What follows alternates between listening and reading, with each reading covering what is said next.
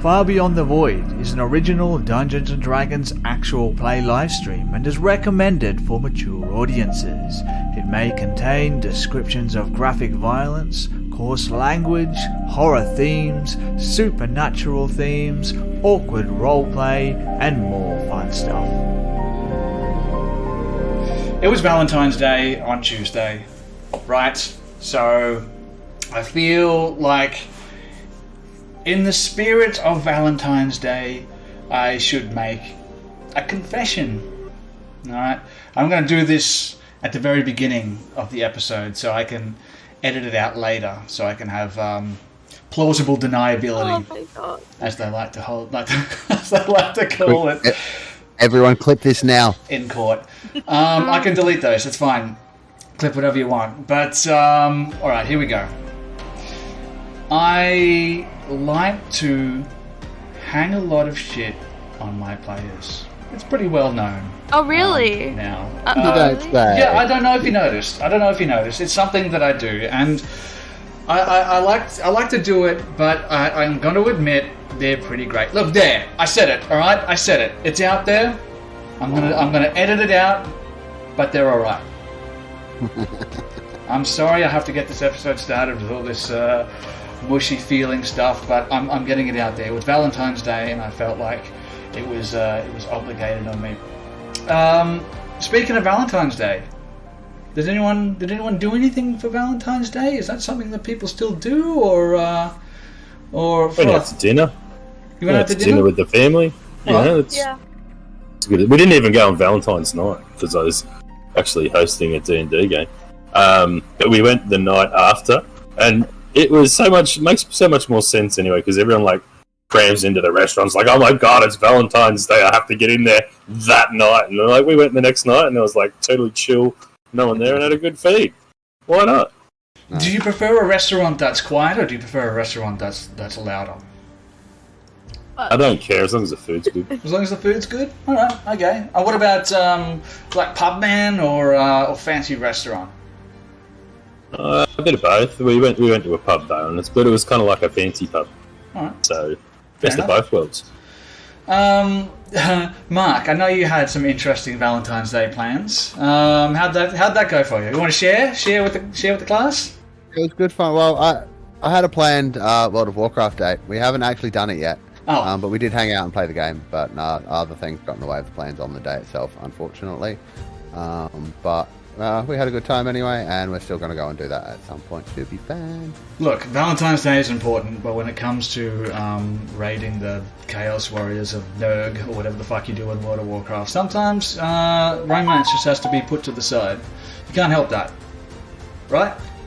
Yes, exactly. I don't know anything about World of Warcraft.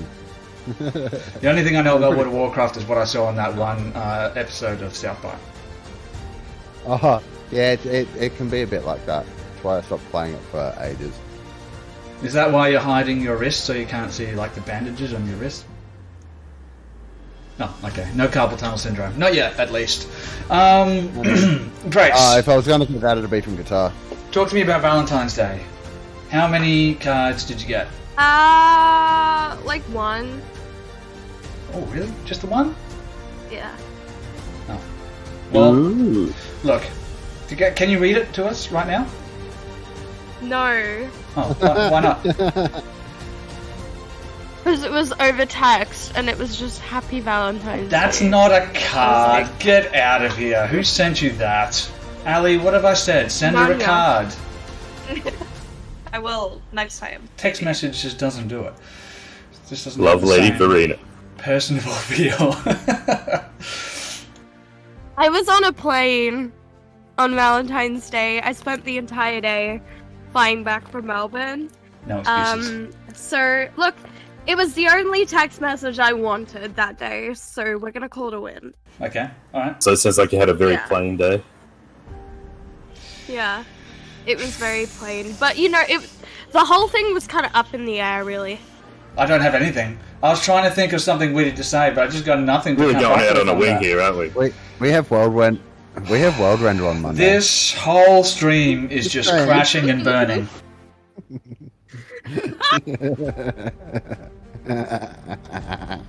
Well, I mean, if we're gonna are you sure we're crash, not- I mean, if we're gonna crash, do I still get peanuts or?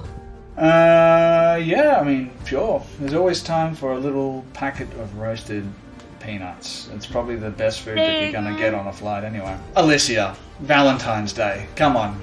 Wow me. I waited for my partner to get home from work all day, and then when he got home, we went out and we bought cake, and then we went out to dinner. Oh, see? Romance, it's not dead yet. It will be after this episode, but not just yet. We've got another couple of hours to go. He keeps dropping hints, guys. He always does this. He drops hints in the intro to the episode. I think we're going to be die. Yeah, you or Thrash or both. Goodbye.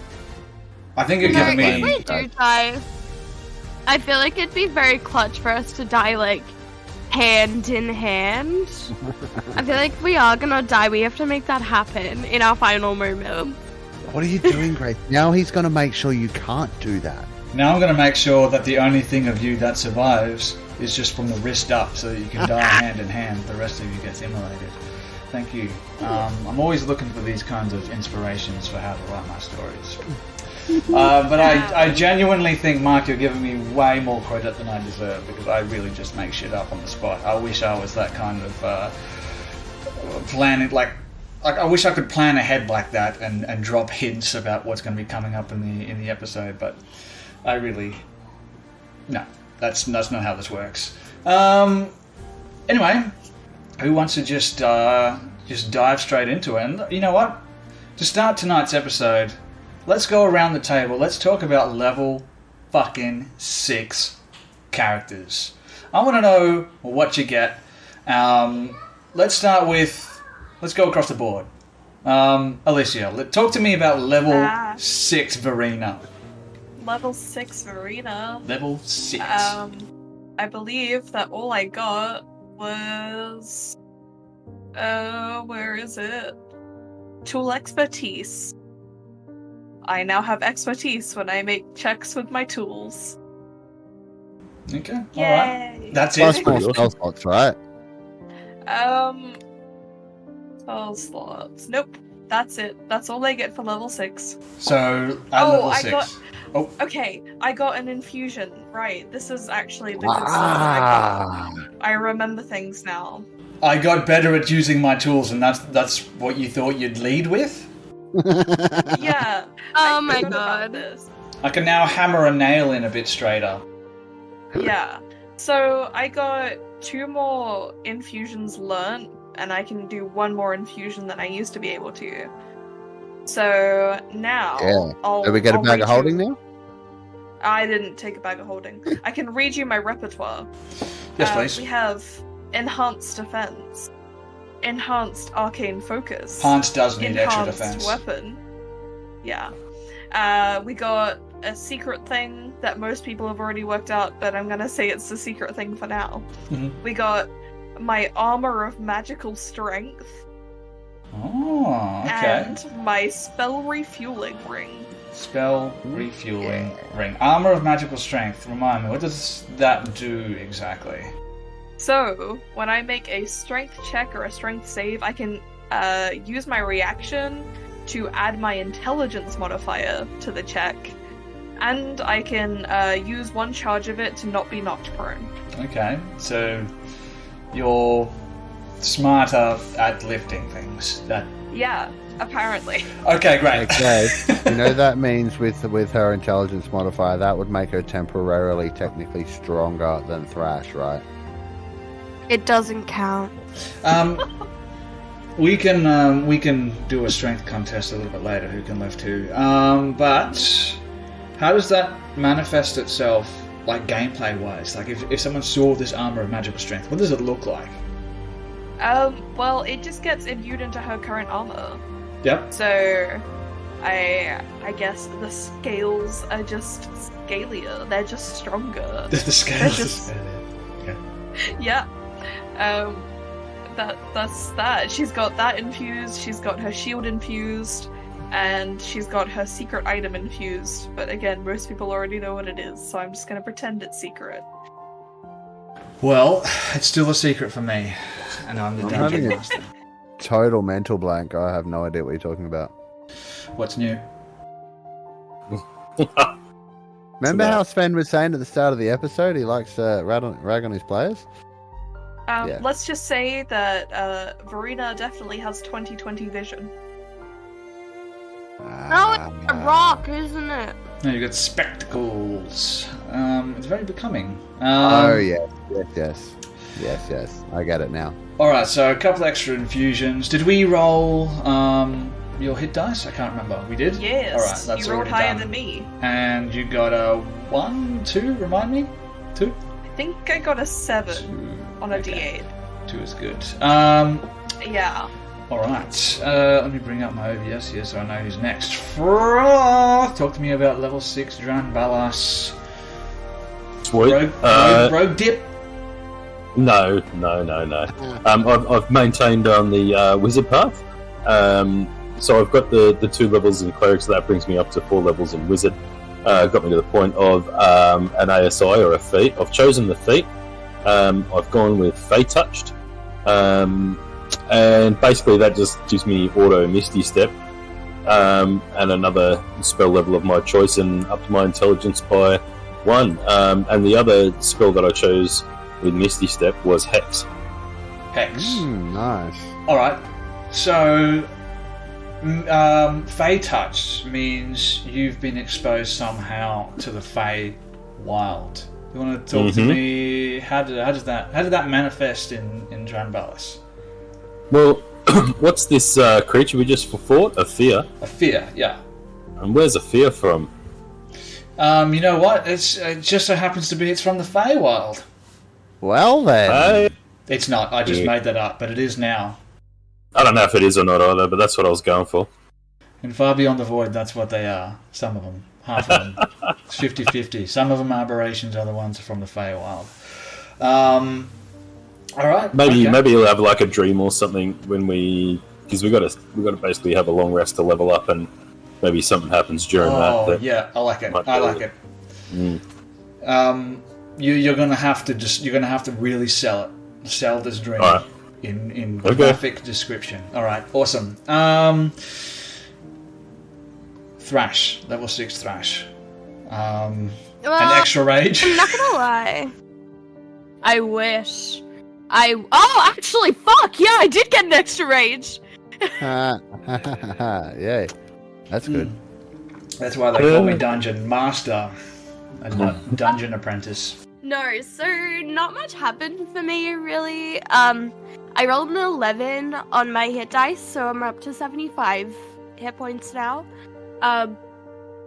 Which is pretty clutch, especially when I'm taking half damage on literally everything. So pretty happy with that. Sorry everyone, I do still sound like Barney the Friendly Dinosaur.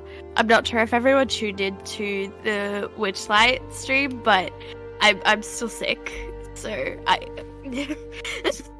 apologize for that. But anyway, I got another bear. I got another totem, and I took another level of bear. What does that entail? So my carrying capacity, including maximum load and maximum lift, is doubled, and I have advantage on strength checks made to push, pull, lift, or break objects. Alright, okay, so when you inevitably break Verena's heart, you're going to have advantage on that check. Or, if you want to push her off a cliff, because you've had enough. Well, here's the thing. Is suplexing, like, if I decide to throw someone over my shoulder and into a wall, I get advantage on that check. I thought you already did. No, that's right. You get advantage to attack while you're grappling. Okay, alright, so you just got advantage all around. I can't see how you're going to abuse that rule in any way, shape, or form, because that's not what you're known for. You're known by playing the game as is, rules as written. That's why they call you Grace Rules as Written, whatever your last name is. That's me, Stuart. Stuart, that's the one. Boring and Irish. Yeah. Yeah, well. My last name is boring as well, so I can't claim anything too spectacular. Alright. Well, that's all there is to it. We'll just move on. Yeah. Yep. I could see an eye roll there. He knew it was coming. I'm on fire tonight. Like I said, I've had a bit of a weird day, so I need to come out swinging for the fences, level the playing field. I was nice to you at the beginning of the episode. Now I need to just really drag it back down. Mark, talk to me about level 6 Patch. All right, so Patch has been leaning more and more into the druid self recently, so took 4th level druid. So as anyone familiar with 5th edition leveling will know, that means a feat or an ASI. So in this case, I was having trouble choosing a feat, and I normally love using feats rather than ASIs, but Patch got an ASI. +2 to his wisdom, so his wisdom modifier is now a +5. He has maxed out his wisdom. He's there at 20, so that's really cool. Extra spell slots, which is always useful. And that's pretty much it for 4th level, I think. Let me just double check. Choose spells? Did you choose any? Yes, I did actually. I got some new 3rd level, 2nd level spells. So, and I reworked my spells a little bit. So I'm gonna have to, until we actually rest, I'm gonna have to just be careful with what I actually use. But because I'm leaning away from the cleric thing, I adjusted what spells I have as a druid. So I now have, well, once we rest, I'll have Cure Wounds and Healing Word as a druid, like on my druid list prepared instead of my cleric list, so I can actually heal without calling on Talishrin, which will be really good. I dropped my Control Flames cantrip with the 4th level versatile, grabbed Mending, dropped some other stuff. I got Thorn Whip now as well. That happens at the level up, so I can still do that. What have we got? 2nd level spells. I changed a few of my 1st levels as well, so I've got Ice Knife prepared. Moonbeam, Pass Without Trace. I think I already had Moonbeam, I just haven't used it yet. Pass Without Trace is a new one. It occurred to me, talking with Ali, that with her stealth as bad as it is, Pass Without Trace might be useful to us if we want to sneak. Being that it gives everyone Moonbeam. +10 to their stealth checks. Yes, Moonbeam. I can cast it too, because I have 3rd level spell slots that I forgot all about, and I now have 2 of them. So I can actually Moonbeam at 3rd level twice before we rest. It's optional. 3rd level spells are entirely optional. You don't have to use them.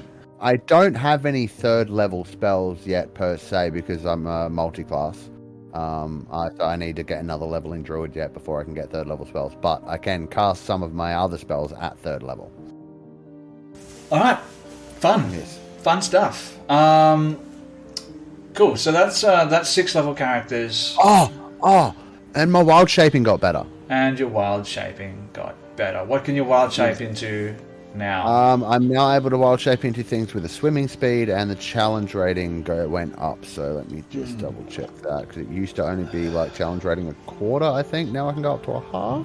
That'll be great for all the swimming sections you've been doing in Far Beyond the Void in space. Oh yeah, would have been much better in Out of the Abyss. But it also means I'm close to being able to turn into something with a flying speed. So that's true. Yes. So what have I got? Wild shape. Yep. So I can go up now to a challenge rating of 1/2, not just 1/4, but still nothing with a flying speed. But and the amount of time went up now. I can stay in beast shape for 2 hours. All right, stay in beast shape for 2 hours. I don't even think I was tracking how long you were in beast shape for, because you so rarely do it anyway. You usually use your star mappy thing.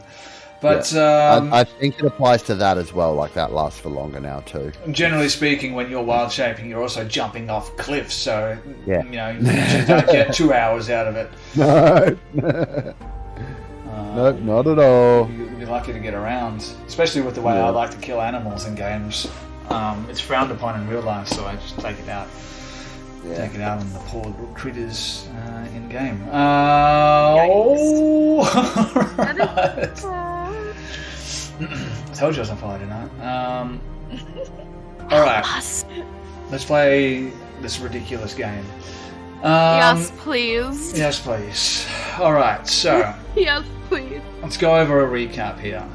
Yes, let's play D&D, because apparently the alternative is Froth and Grace having a rap battle. So yes, stick with us. D&D. That'll be at the end of the episode. So okay, yeah, Froth Grace, during this episode, I want you to be writing down some sick rhymes, because I'm not even kidding you, we're going to have a rap battle at the end of this. I'll even give you the beat live. You can't rock it, Mike. You can't even get a like. Cap. Snap. I'm going to pop a recap in your ass if you keep going. Alright, so, Thrash. Thrash had a vision on board the Autumn Leaves while passing through the astral sea. And she had a vision of a city of steel built into an asteroid. A weapon whose shape or form was unknown. And another city looking like any other normal city, but built atop an asteroid. Which we now know is the city in which you currently reside. That is the city of Bral. And a smiling beholder, which you now also know was referring to Large Luigi, everyone's favourite beholder character. When you arrived in Bral, you found your way to a tavern known as the Happy Beholder, where you met a titular beholder named Luigi, who asked Verena to come back after midnight to discuss some questions that she had been asking about Cuchulainn Warlord Thaddeus and the Tal Ashram. You took a job at the Office of Xeno Extermination from an individual named Lucidius Harkin to hunt down a creature that was preying on the sleeping citizens of Bral, causing horrendous nightmares. You tracked down the beast below the city, into the sewers, and even further down into the tunnels, where you met a strange Githzerai wizard who had been hiding there to try and escape from some gambling debts that he had. Together with this Githzerai, you managed to track down the creature into a chamber where you were confronted by this thing that tried to drop Verena down a 100-foot pit. And when I say tried to drop down a 100-foot pit, I mean actually did drop her down a 100-foot pit. You saw an ox commit suicide because it was so upset that Verena was dropped down a 100-foot pit. Turned out it was Patch, who was just jumping down there to really just game the system in order to save his companion, which, hey, it worked, and it was hats off to him. It was a good use of the rules. Ironically, your new Githzerai friend Darzeg was the one who actually got the killing blow, ironically killing it by casting sleep on it. Now, this is what I wanted to talk to you. I think I hinted to this in the Discord, but I wanted to talk about it actually on air. Now, the thing that I did wrong, right, is this creature had the hover trait. What does that mean? It means it doesn't need to be awake or conscious in order to stay afloat. It can keep floating even when it's unconscious or restrained or whatever it is. So even casting the sleep spell on this thing shouldn't have made it plummet down the hole, but look behind the DM screen here, it had 4 hit points remaining. End of the day, you were going to kill it one way or another, and I thought that this was the best way. So I'm going to hammer my gavel down right now, and I'm going to say that ending is canon. I'm not taking that away because it was just too poetically perfect for the situation to kill a creature that preys on people's nightmares while they sleep with the sleep spell. So it's staying. It's staying. So that's where you find yourself at this moment, deep within the rock of Bral in the winding, dark tunnels. So after the fear, as players know it's called, plummets down to its death in a wet squelch at the bottom of this 100-foot pit, Darzeg turns to you and says goodbye and runs off with his money to not gamble it, of course. Of course not. He'd never do a thing like that. So his special purse. Darzeg is it was nice meeting you all, and he's gone. He's gone. No idea where he went, but he's not there anymore. So now you're here, alone, in this tunnel.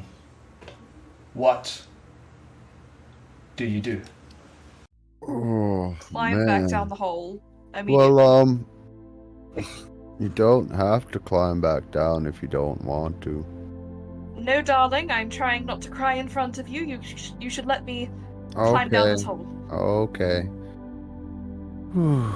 That was But close. cry. Guys. Why are you crying? I don't understand. Thrash, she nearly Yeah. died. Yeah, but she doesn't have feelings. I think you might be wrong about that one. She's Nah. just very good at hiding them. I mean, yeah, but she could also not have feelings as well.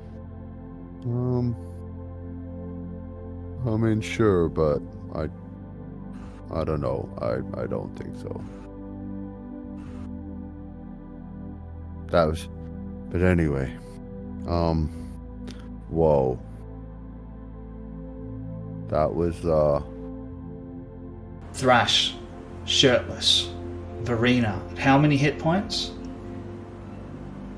26. 26, but you almost died, so you're in bad shape. Yeah. You all smell like shit from wading through the sewers. literally.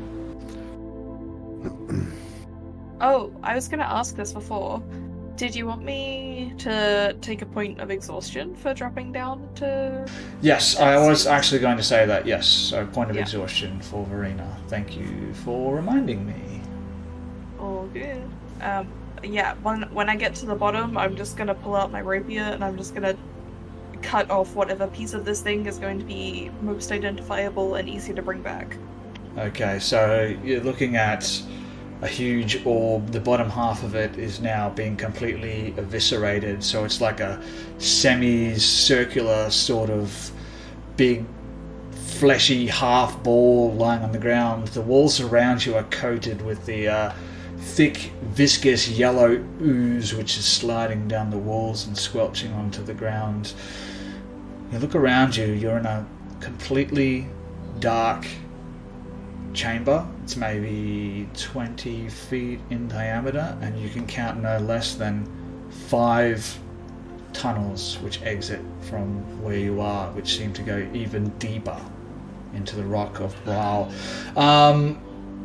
I'm going to ask you, what are you going to cut off this thing? If I can take some bit of its like teeth.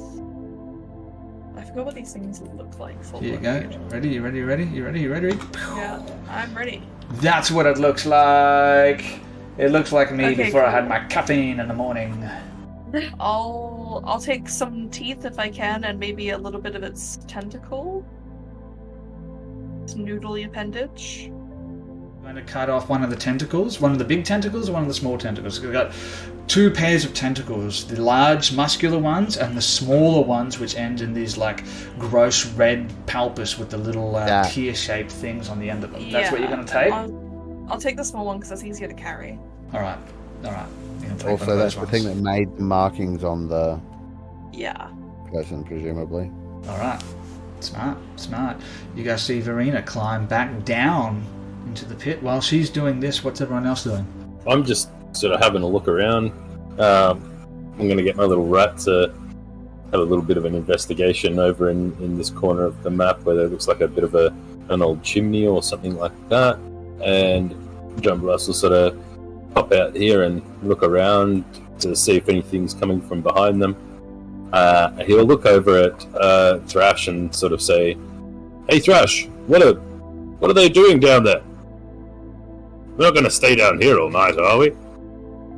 No, she's like cutting off a piece of the tentacle or some shit. Ew. Hey, Thrash. Yeah. You're What? the mercenary, right? Yeah. So what do you do when you've been given a job to kill a creature and need to bring back proof? Well, I mean, generally I just cut the head off. This thing is all head. Yeah, so you bring the entire thing. dumbass. Yeah. Okay, you drag it back. Done! How heavy is it, Sven? It's a large creature, so it's got to be 10 feet wide, something like that. But you want to go down into the pit? You want to try and drag this thing along with you? Joking, Crash. I'm not! Tink, tink, tink, tink, tink. Verena, you see Thrash coming down the ladder. So Thrash just sort of gets to the bottom of the pit and she walks up to Verena and sees Verena trying to cut off the tentacle and she's like, wait.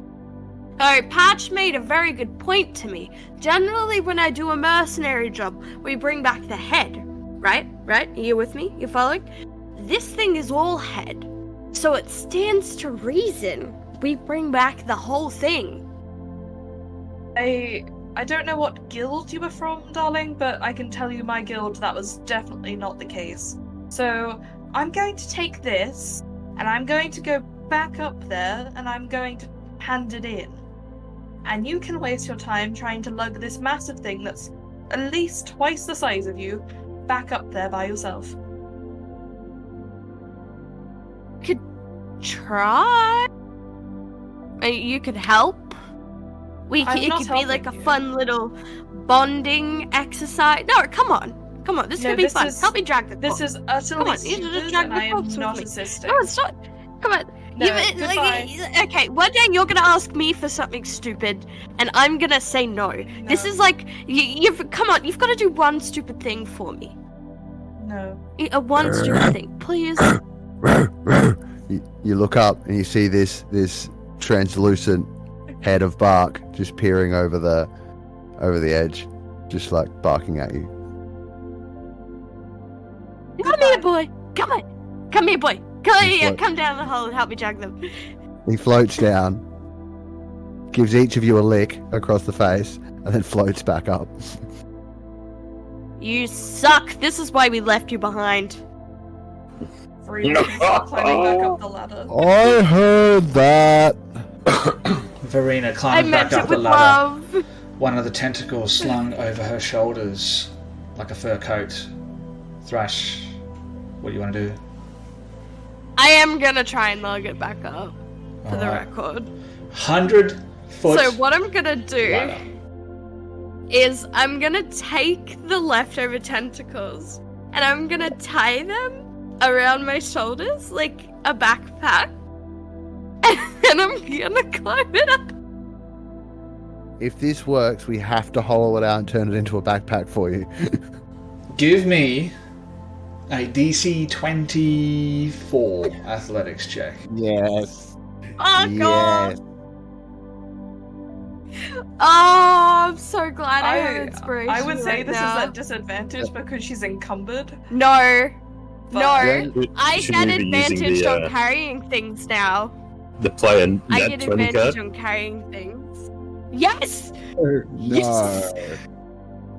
I'm using the nat 20 card! No, you're No, not. you're not using the nat 20 card on That this. is such a waste. You can use the advantage such a card waste. if you I'm want not to gonna use the use advantage card, but I'm not going to allow you to use I your have natural advantage 20. for free. No, there is no way I'm gonna use... There is no way. That is just mean. There's some guidance on the board, I suppose. You can use that. DC 24 athletics check to climb out with the body of a fear. Or at least half of it, because some of it's fuck me. 3/4 I got... of it. hang on. Can I roll that guidance? Go on. Because, look, if you do this, it will be fucking hilarious, but... I want to know how heavy a fear is. Oh my god, she did it. That's 25. So, Thrash This is Sparta! grabs a couple of the tentacles, sashes it around her waist and across the shoulder, tying them up in front of her. Starts dragging the fear across the chamber, and as she does so, the intestinal biology of this creature sloughs out of its body, making it much easier for her to carry basically its emptied skin sack up the ladder. After 5 minutes or so, you see Thrash's head pop up over the edge of the ladder. Slung across her shoulder is what seems to be a deflated testicle with a pair of tentacles. Don't you diminish this achievement for me. Don't you? I just carried a large creature up a ladder. Let me crunch some numbers for you, right? Tabaxis can carry 250 pounds. If you have the bear totem, which you do, you can carry double that. That's 500 pounds. A large creature on average is 1,000 pounds minimum. Yes, you are carrying double what you should be. But it's empty. So it's just a big old skin sack now with a couple of eyeballs and some tentacles. Look, it's my job as a dungeon master. No, not really. Does it not have bones? No, it has so no structure to it at all. You realise now that floating ability that it had, or that floating physical trait that it had, was the only thing that was keeping this thing sort of buoyant. Much like a deep sea fish, once you took that away, it sort of just fell to pieces.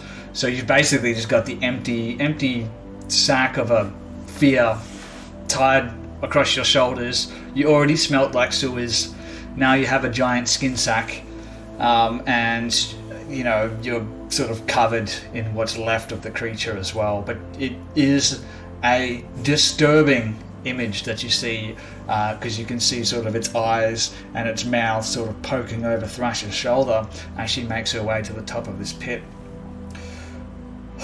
Okay, so what are you gonna do? I take it back. That would make a really cool backpack. Guys, I did it. I told you I could do it, and I did it. See? Take a point of exhaustion. But I rolled it right. Yeah, but even with, like, if you failed it, you were falling. Yeah. So this is the better of the two options. That's true. No, I'll take that. That's fair. Sweating. That's fair. She makes it to the top with the remains of this creature, and congratulations, you have the dead husk of a fear. -1 tentacle, which Verena has, so I guess if you want to put the pieces back together, you're gonna have to play nice. Hey guys. So here's the plan, right? I say we find some air, and we inflate this shit like a giant demented balloon, and we float it back into the guild and see the face on that asshole who was staring at Verena, and it's gonna be funny as fuck. I think we should do it. I think that would be a funny joke. I think that'd be funny. Can we please do that? Dradbalis, what are you doing during this horror show? He's turning around going, "What is that smell? That's disgusting." And Hey, Dradbalis, you're the cool one. Rat, thanks, his little rat starts running over to it, and as if it's gonna start like nibbling on. He's like, no, and he'll pull it back, and his rat will come back up and sit on his shoulder. Whereas spiritual Bart you're goes the cool and starts chewing on it, actually chewing on one of the tentacles and tugging at it. Yeah, you're the cool one, Dradbalis. Come on, back me up here. We're gonna inflate it like a giant balloon and float Theoretically, it back it is into the guild. possible.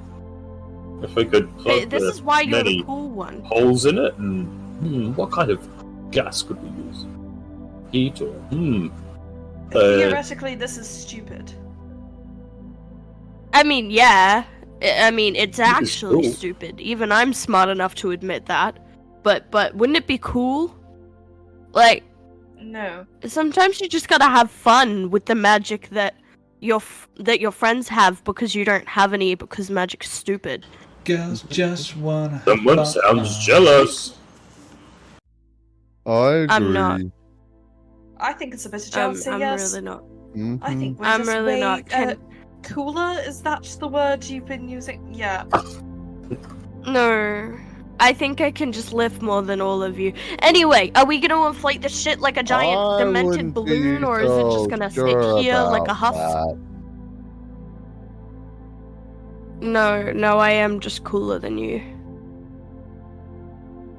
I say we're leaving, and we're going back, and we're taking this thing before it fully decomposes.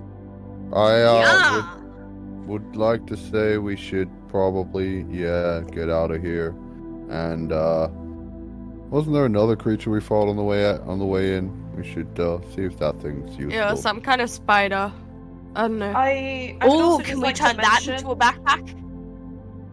Maybe it's not the best thing to be carrying an entire this thing around with us, as we're going to be walking through the streets where there's probably people walking about, and this is definitely going to terrify them, and then we're just contributing to the nightmare problem. What doesn't kill you gives you trauma. They'll live. All right. Maybe. It's character building. Oh dear. The next time I see a bounty for you, I'm going to be cutting your head off and taking it back through the streets to whatever merchant hire me for it.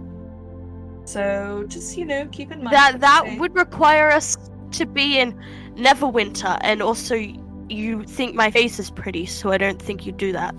Remember when we were saying when we came in who should be going first and in what order, and I think now I should go first up the front a fair way. 1 second. What did you say, Thrash? That would require us to be in Neverwinter? Yes, Neverwinter. Why in Neverwinter?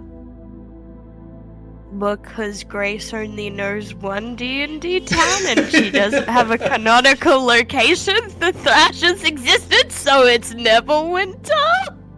I think she means more that why would being in Neverwinter have anything to do with a bounty?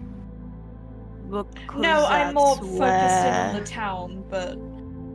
Because that's where okay. You're weird. You've got a bounty out for you in Neverwinter, is what... I guess. I don't really know. I would assume so. It's been quite a while since I've been back to the guild. And, this is kind of deserting. I did go into the forest to pick up the weapons shipment, and then never came back. And all the weapons are missing. So to them, I've stolen all the weapons and got the hell out of Dodge. It's generally frowned upon when someone takes you in when you're 9 and raises you and feeds you and cloaks you, and then you take all their weapons and run away. Yeah. Yeah, so my question is, what did you do with the weapons? The drow took the weapons. Obviously, I didn't wake up in the fucking cage with all the weapons. Could have sold them before the drow thing? I don't know. Why would I do that? Why would you take a giant dead skin sack with you? Some questions are better left unanswered, but alright, what are we doing here? What's the plan? Let's get the fuck out of here. Yeah. We bypass this spider and give it a harvest, and then... Alright. Okay. Alright.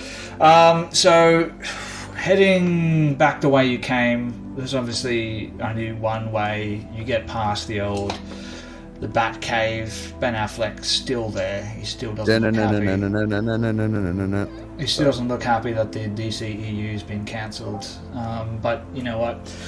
It's just the way that it is. So you have a quick chat with him, and you make your way back to the cabin where you found the cave fissure, and you find it's badly scorched, and it's cleaved remains lying in the bottom of a heap in the ravine. You wanna harvest this? Give me a survival check, Zoni. I got this one, guys, and I'll give myself, actually, so I don't have to do it. Hadrian Ballas. Can you give me that fancy spell thing that makes people better at stuff? I can cast it too, but I'd have to ask Talishrin, and I don't want to. He puts a hand on your shoulder, and as he does, it sort of emanates with a blue glow, and you feel mystic, some kind of like an energy course through your body as well, and casts bless upon you. Right. Thanks, buddy. Oh, blessed. I was just asking for guidance. Wait, I so- don't need guidance. I've already got blessed. Never mind. All right. What did we get here? We got. Oh shit. Okay, 28. 20 plus Yeah. Say no more. Say no more. 32. The first thing that you notice when you're trying to scavenge this is the blood of this creature has a very pungent. Wait a second. No, you don't realize that this creature, its blood has a very pungent smell to it because you can't smell anything. That's right.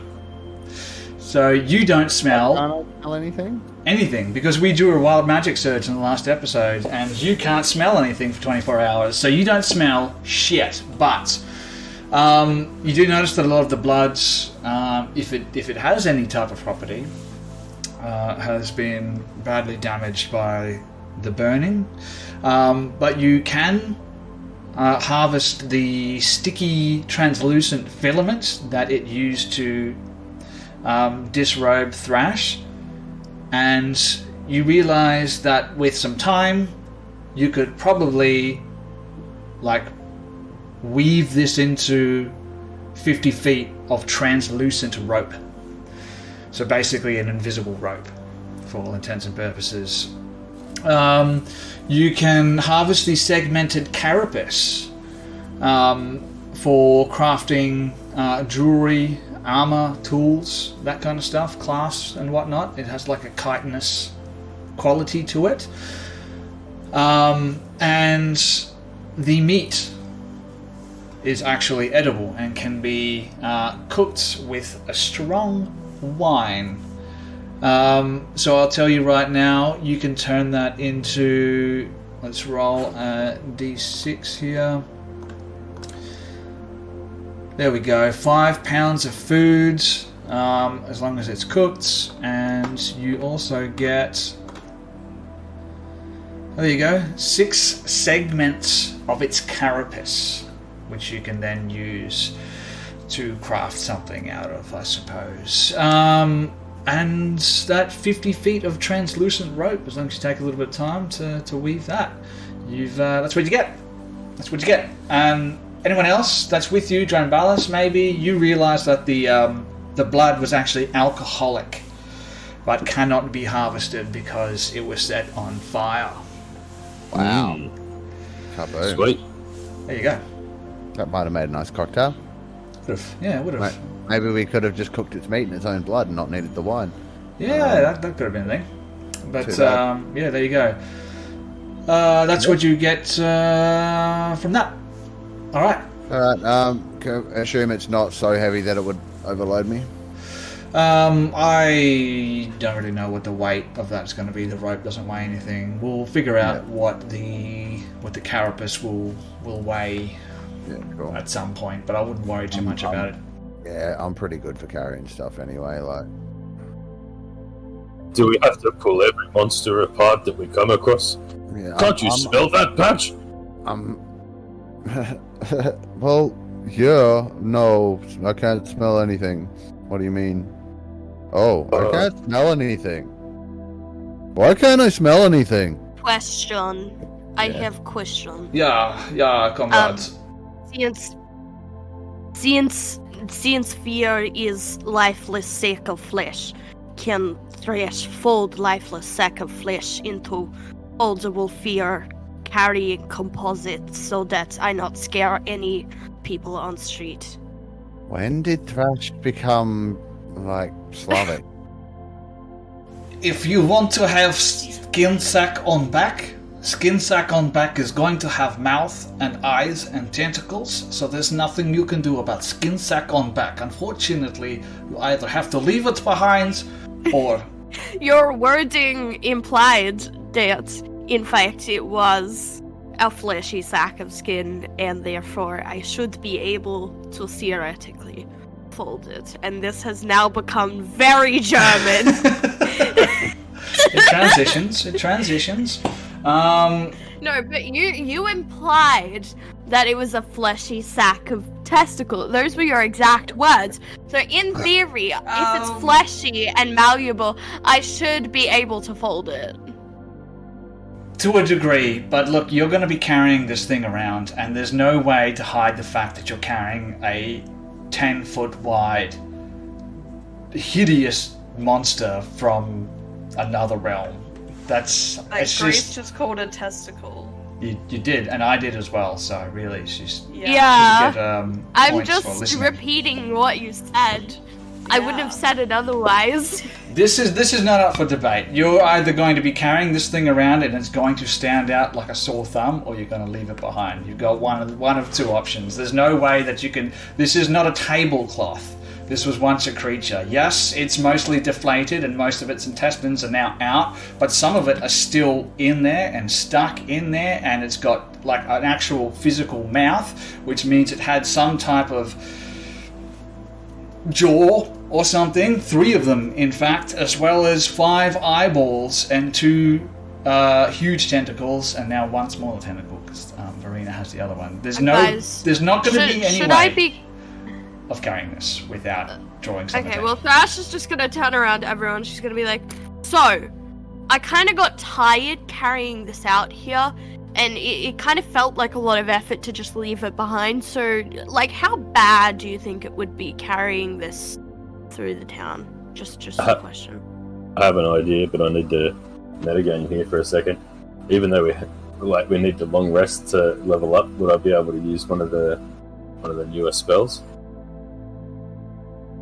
I'm using my new ability to carry this thing. Abilities and spells are a different thing, so you don't have the spells prepared. So I'm gonna have to say no to that one.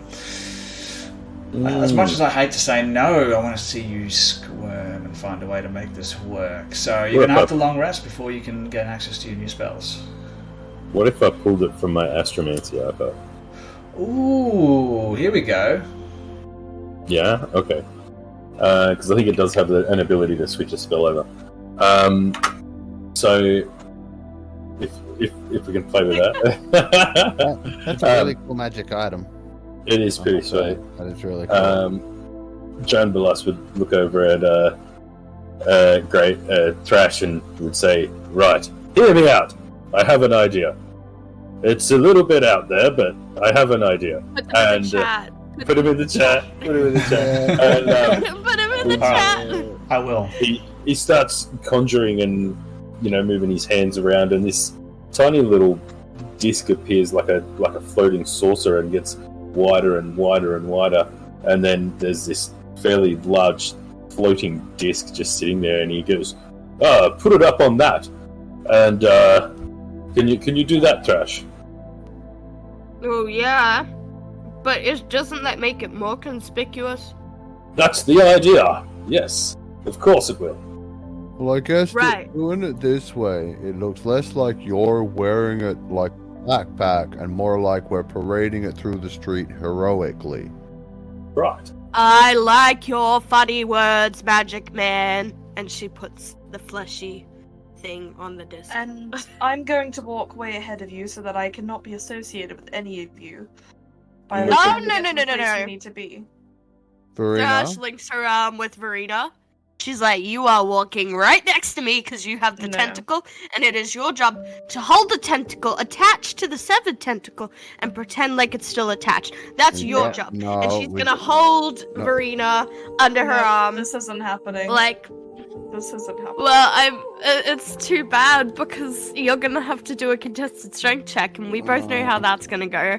I'm So- You're gonna end up getting Yeah, bad. awesome. It's going to end up being a fucking do PvP. this.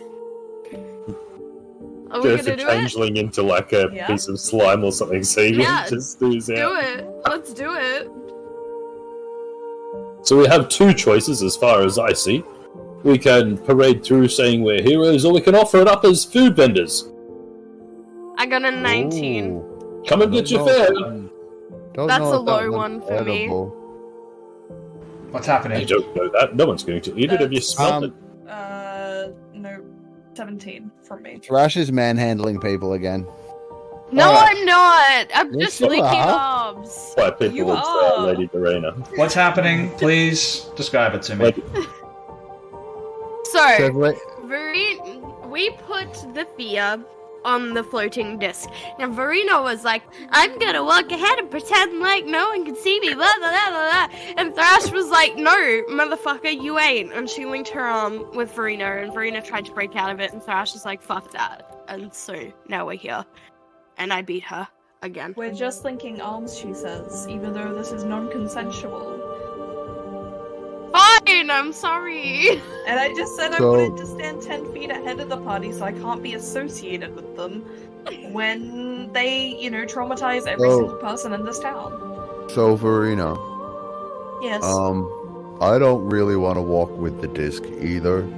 Also, so maybe I'll walk ahead with you? Yeah, okay. Cool. Alright. Starting. Yes. Splitting the party. Verena. By like 10 or 15 feet. 115 feet. Fine. I've got a better idea. You either. I have a better idea. Hang on. And he would. Burning all of Drambal's spell slots. Yeah, pretty much. Let me see if I can do this. Hang on, one moment. Yes. And he casts Fog Cloud, and mist raises up. Like everywhere, so our view's obscured.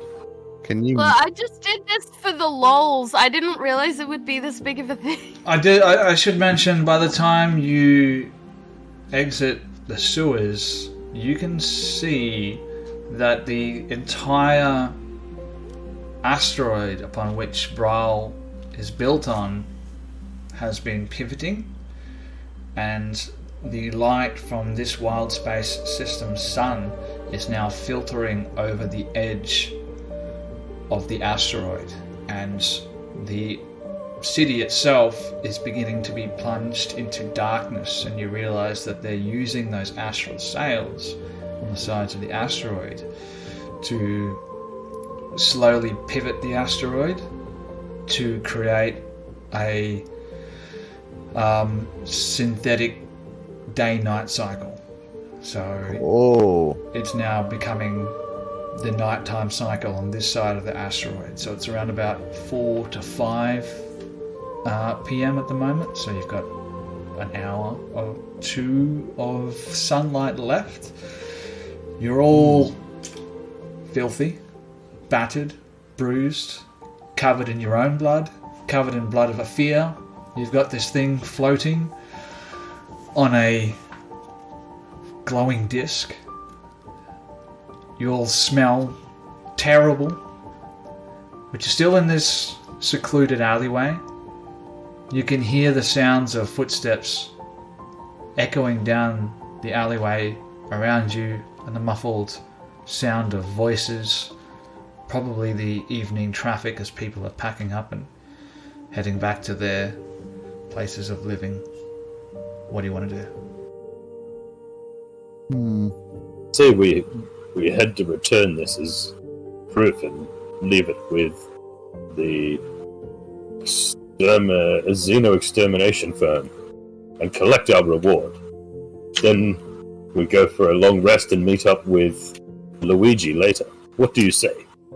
I very much like the sound of this plan, but I'd also like to throw in that we should go and let that couple know. You know, Yes. one where the lady got attacked by the creature. We should let Yes, them know yes, the creature's dead. I meant that as well. Yes, Yes, of course, cool. of course, yes. That was always the plan. Well, yes, sounds good to me. I think we'll just walk a little bit ahead here. Verena and Patch lead the way about 10 feet ahead of the rest of you, and the rest of you start following suit. The body of the fear lying on the floating disc, and you turn the corner heading into the dark alleyway, and we black out. And when we come back up, we see a different scene. Go ahead and change the map here so we can see a little bit of where we're at.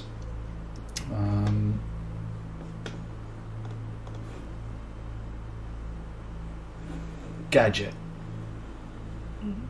As you approach the chapter of Tal Ashrin. A woman in her late 30s or so. She's athletically built, bold, but the most striking feature is her olive skin and these dark tattoos that almost appear to be like they're moving on her body. She steps out dressed in like a long, almost translucent white robe. Emblazoned on the breast of the robe is a symbol that you're familiar with. It's the one that you've seen on Patch's now destroyed shield. Sorry, I had to squeeze that one in there. And she sort of steps in front of Gadget, and as she takes a step out, two men armed with what appears to be cudgels, burly men, appear to be twins. One of them has got like short cropped hair, the other is slightly longer and brushed to the sides. They're both wearing very similar uniforms. It's like a button-up tunic that's sort of buttoned up to one side, and practical looking leggings and like calf-high boots. They both step to interpose themselves in between Gadget and the building that the man rushed into, who Gadget had followed earlier. And the woman sort of brushes them to the side. She's like, "Stand down. It's okay. Let it pass." She takes a step to the side. What does Gadget do? Gadget will follow after this guy that they're chasing. Alright. The door is still slightly ajar. So Gadget pushes its way into the door, and the door squeaks as it opens, and it opens up into a hallway roughly 10 feet wide or so. There's a door immediately to the right. There's a couple of small marble busts, like those small statues, and the man is sort of just standing in the hallway there. He's got his hands up. What does Gadget do? Seeing this person is now in Gadget's eyes surrendering, Gadget will sit down and open its mechanical mouth, and a voice comes out and says, "You will kneel before a servant of Neverwinter." The woman steps into the building, up behind Gadget, and the man, who is a man in his 40s with a receding hairline, he's dressed in very, very simple flowing robes, and you see his eyes dart up to look towards the woman as if trying to get a sense of what he should do from her. And she simply holds out her hands, and the man very cautiously starts to get down onto his knees. What does Gadget do? Gadget will sit still and kind of turn their head between this now kneeling person and the woman that's, obviously got command of the place. She takes a step around Gadget. You can hear the soles of her sandals clacking on the tiled floor as she walks around in a semicircle regarding Gadget. She kneels down onto one knee to get eye to eye with Gadget. looking Gadget straight in the eye, and she says, "And what are you exactly?" Gadget just has the head tilted and the mouth opens again to repeat the same phrase as before.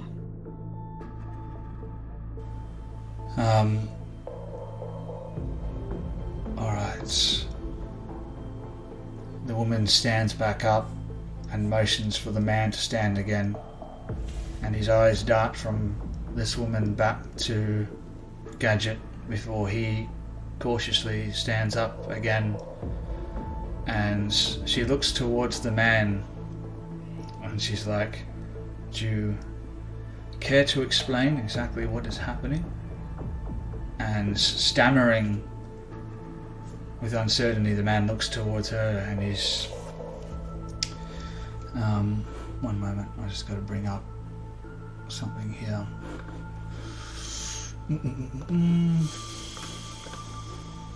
My notes are a bit disparate in this regard. But I do have it somewhere.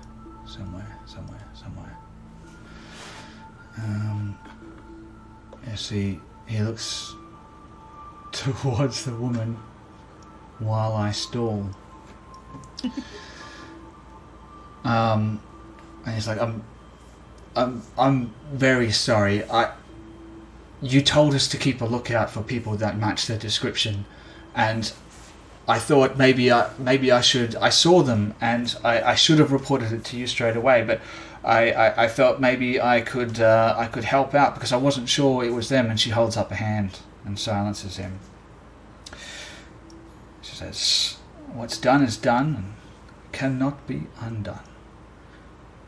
Looks back towards Gadget and regarding it, and she says, "And you're a messenger of some sort?" Gadget just stares blankly at her. She looks back towards the two burly men who've now made her way into the hallway as well, and she says, "Watch this for a moment. I'll be right back." She walks off, takes a left into the hallway, and 5 minutes or so, or even less, she returns with a note, a folded letter. She kneels down in front of Gadget and holds it out in front of Gadget. Gadget will take it in its mouth. "Return this to your maker, and please just, if you can communicate, just let them know that we take no offense to this intrusion." She stands back up. Okay. Gadget, I with mean, that, question. seeing that there's no harm, we'll head back to the party.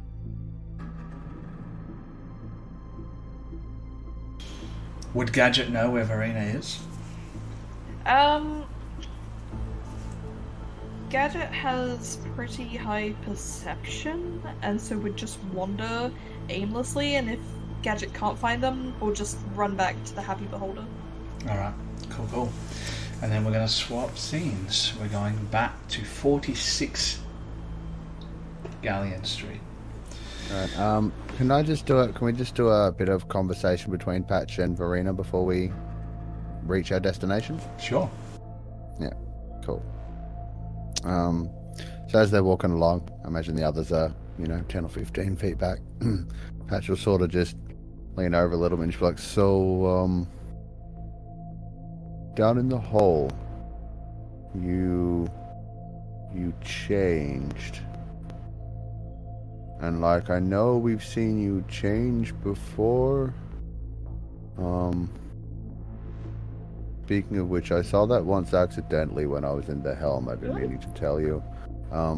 But point is, You looked different than normal. Like you were all translucent and kind of bluish. Is that something you do? Darling, I don't know what you're talking about. Yeah, Have you ever, seen someone almost die? Maybe that's just what happens. Well, I mean, maybe, but I don't know. I thought it was worth mentioning. And I'll take that into account. Yeah, I just didn't think I should necessarily mention it, to everybody. It might be a private thing. I don't know. So that's probably wise. You've already stolen one of my secrets from me, so this just adds to the list, really. Well, it's not like I meant to. Maybe not, but it happened all the same. I'm sorry. You'll be forgiven in due course. Cool. Alright, well, yeah, just... You might want to keep an eye on that if you nearly die again and it happens again. I'll let you know. I don't know. It was weird, keep it tapped. Because, I'm pretty sure I've seen you, get hurt before. But, that one was pretty bad. It was like you were, out of it for a minute. And you were all... it's hard to describe. I mean, getting dropped from, 110 feet in the air will probably do that to you. Well, yeah. But I don't know if you're meant to turn, translucent and blue. You know what? Maybe we should test it out. Maybe we should just, I don't know, take Thrash to Death's Door and see if she goes translucent and funny. I mean, I can always bring her back, so that could be something we could try. Okay, let's think about that. We'll table it. Yes. All right, and that'll do. I think that's enough. Thrash and Dranbal, as you're walking with this floating disc with the desiccated remains of the fear, how long does the floating disc last for? Until I pretty well end it. Oh, okay, so what, there's no... Oh, the disc remains for the duration and can hold up to 500 pounds.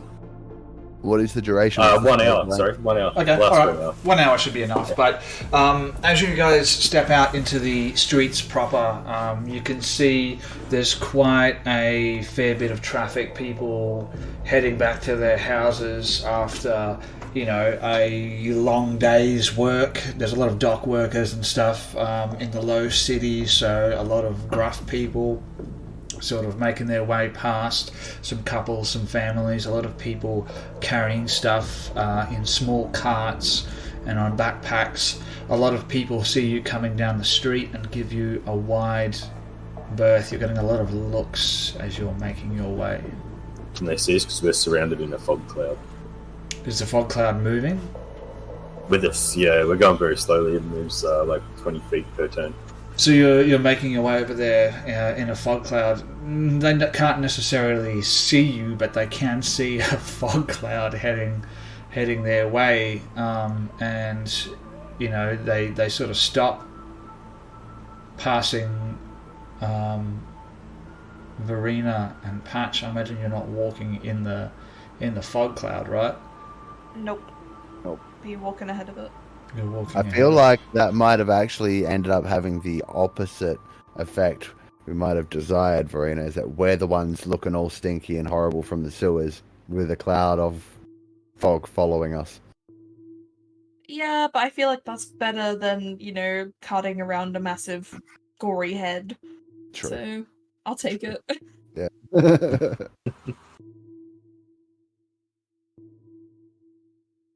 John Blas would look across to Thrash and he'd be saying, "Hey, Thrash, back there at the hole. Thanks for keeping the zombies off me."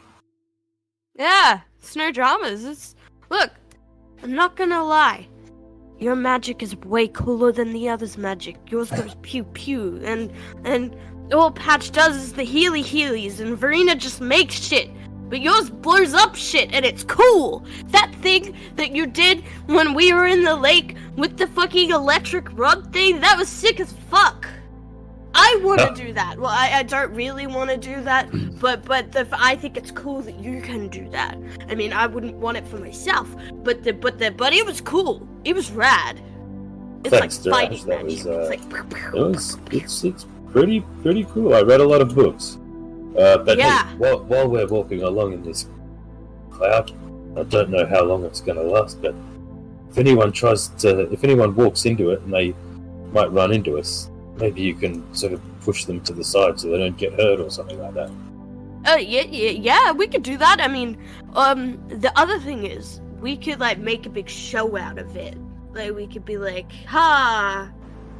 It's While fake. you're talking- That's probably not a good idea. A gentleman with a loose-fitting sort of blouse and a bag slung over his back. He's got darker skin and his hair has been matted into some dreadlocks. You see him, he's like looking around as he's entered into this fog cloud, and he sees the pair of you and this floating disc with his dead creature on it, and he takes a step back. He's like, whoa, what in the hell is that? I don't know what you're talking about.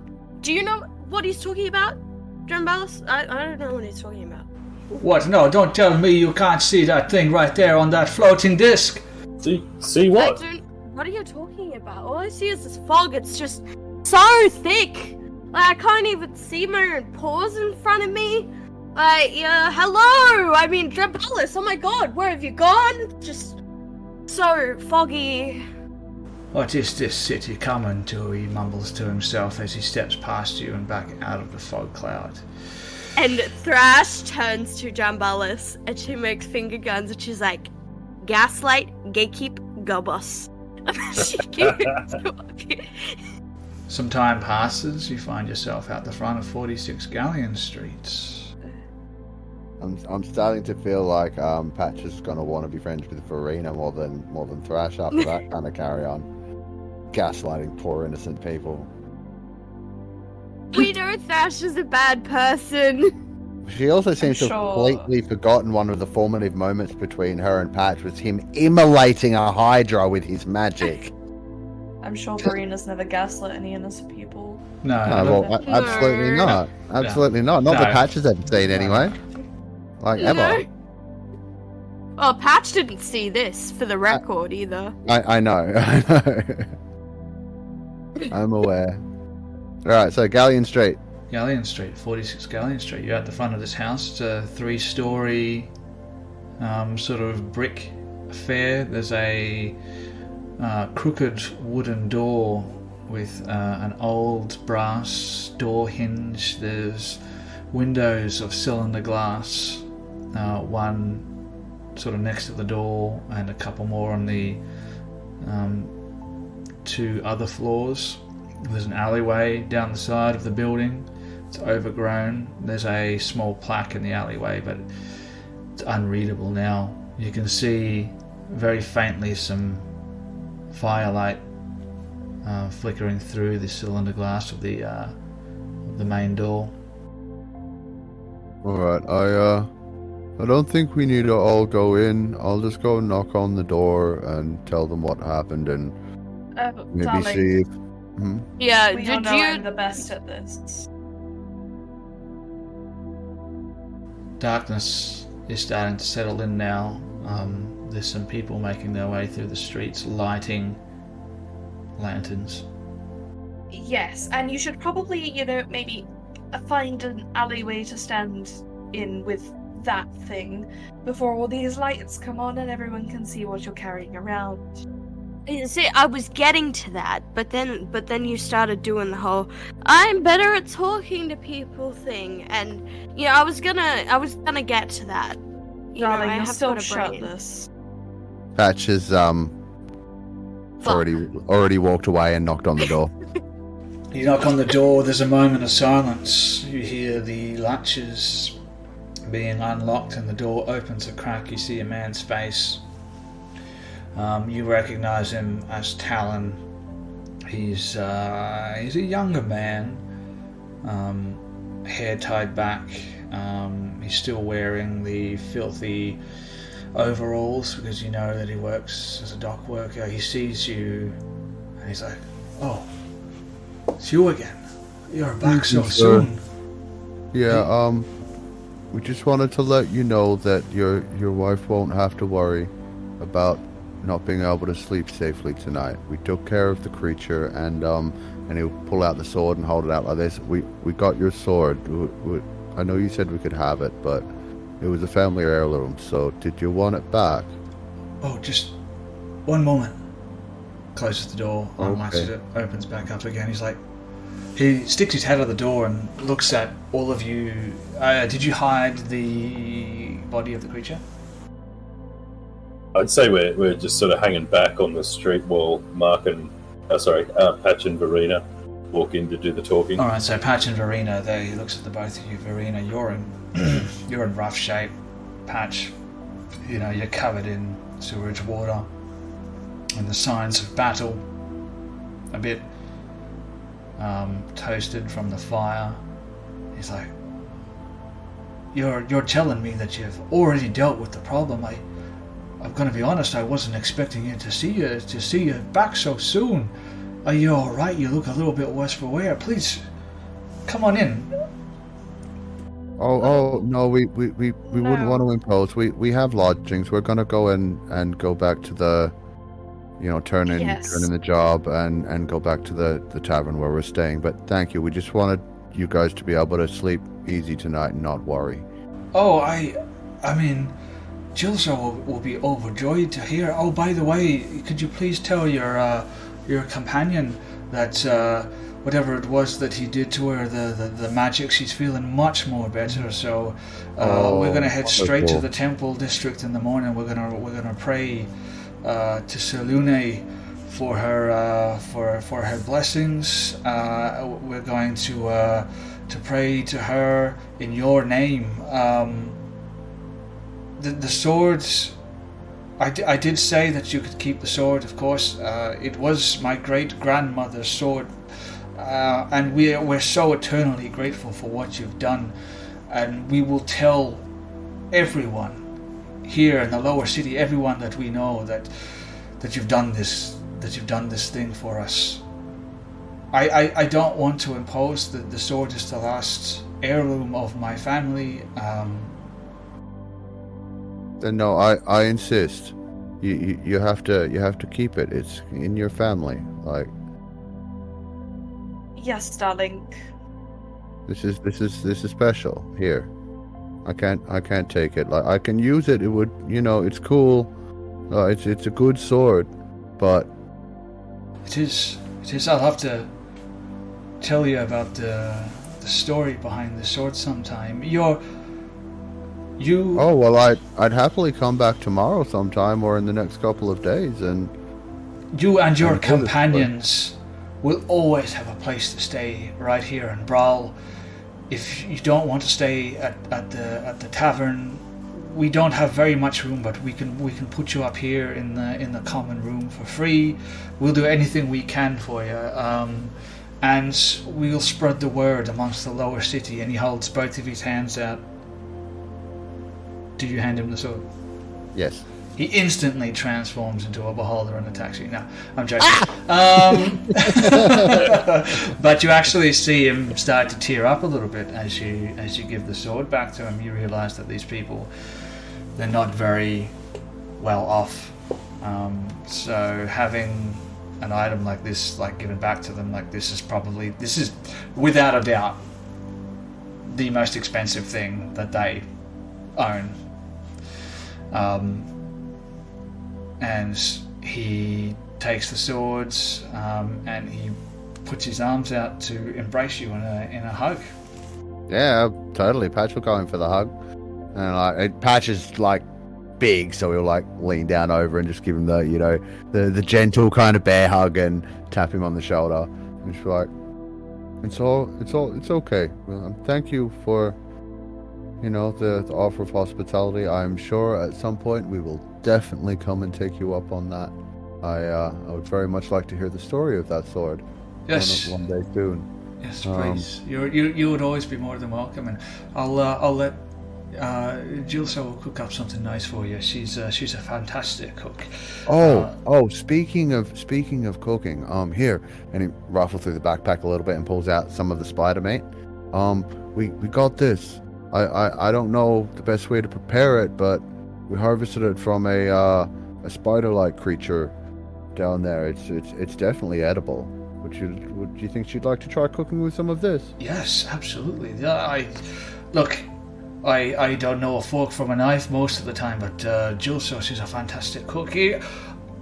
Come back again tomorrow night. We'll cook this up, and we'll have a meal together. We'll bring some of the other people around as well from the lower city, and we'll make a thing of it. And Patch will look over to Verena, just raise an eyebrow. Yeah. Oh, yes, I'm sure the food will be delicious, and I'm sure everything will be nice and up to standard. Thank you so much, darling. Honestly, couldn't thank you more. Excellent. All right, and I'll literally give him all of the meat. Okay, well, he takes it, and yeah. And he's like, yeah, Jilso, she'll finally be able to sleep. She hasn't been able to sleep ever since that thing attacked her. But now that we know that it's gone, I mean, this is really wonderful. Most of the time, people from the upper city, they leave us to sort out our own problems, and we're just not equipped to deal with something like this. So thank you. He starts to back off. Can I just ask, out of character, do they have any kids that we've noticed, or is it just the two of them? It's just the two of them that you know. Okay, yeah, cool, all good. And in which case I'll just be like, yeah, well, maybe one day you guys will have a little adventurer that can run around and use that sword and keep you guys safe. Until then, we'll be around. Have a good night, and I hope you both sleep well now that you can relax. Patch, that's kind of a weird thing to say. What? You know, some people don't want children. I never said it had to be their kid. Are you saying we need to kidnap someone else's children and teach them how to use a sword? Well, no. But, Thrash leans out from the alley and she's like, that's how they did it for me. That's how it happened for me. They kidnapped me and taught me how to use an axe, so I'm gonna just stay out of this. Wow, that explains a lot. He leans his head from out the door, sees you, and he's like, it's a warm night out. Did you want... Yes, she needs a shirt.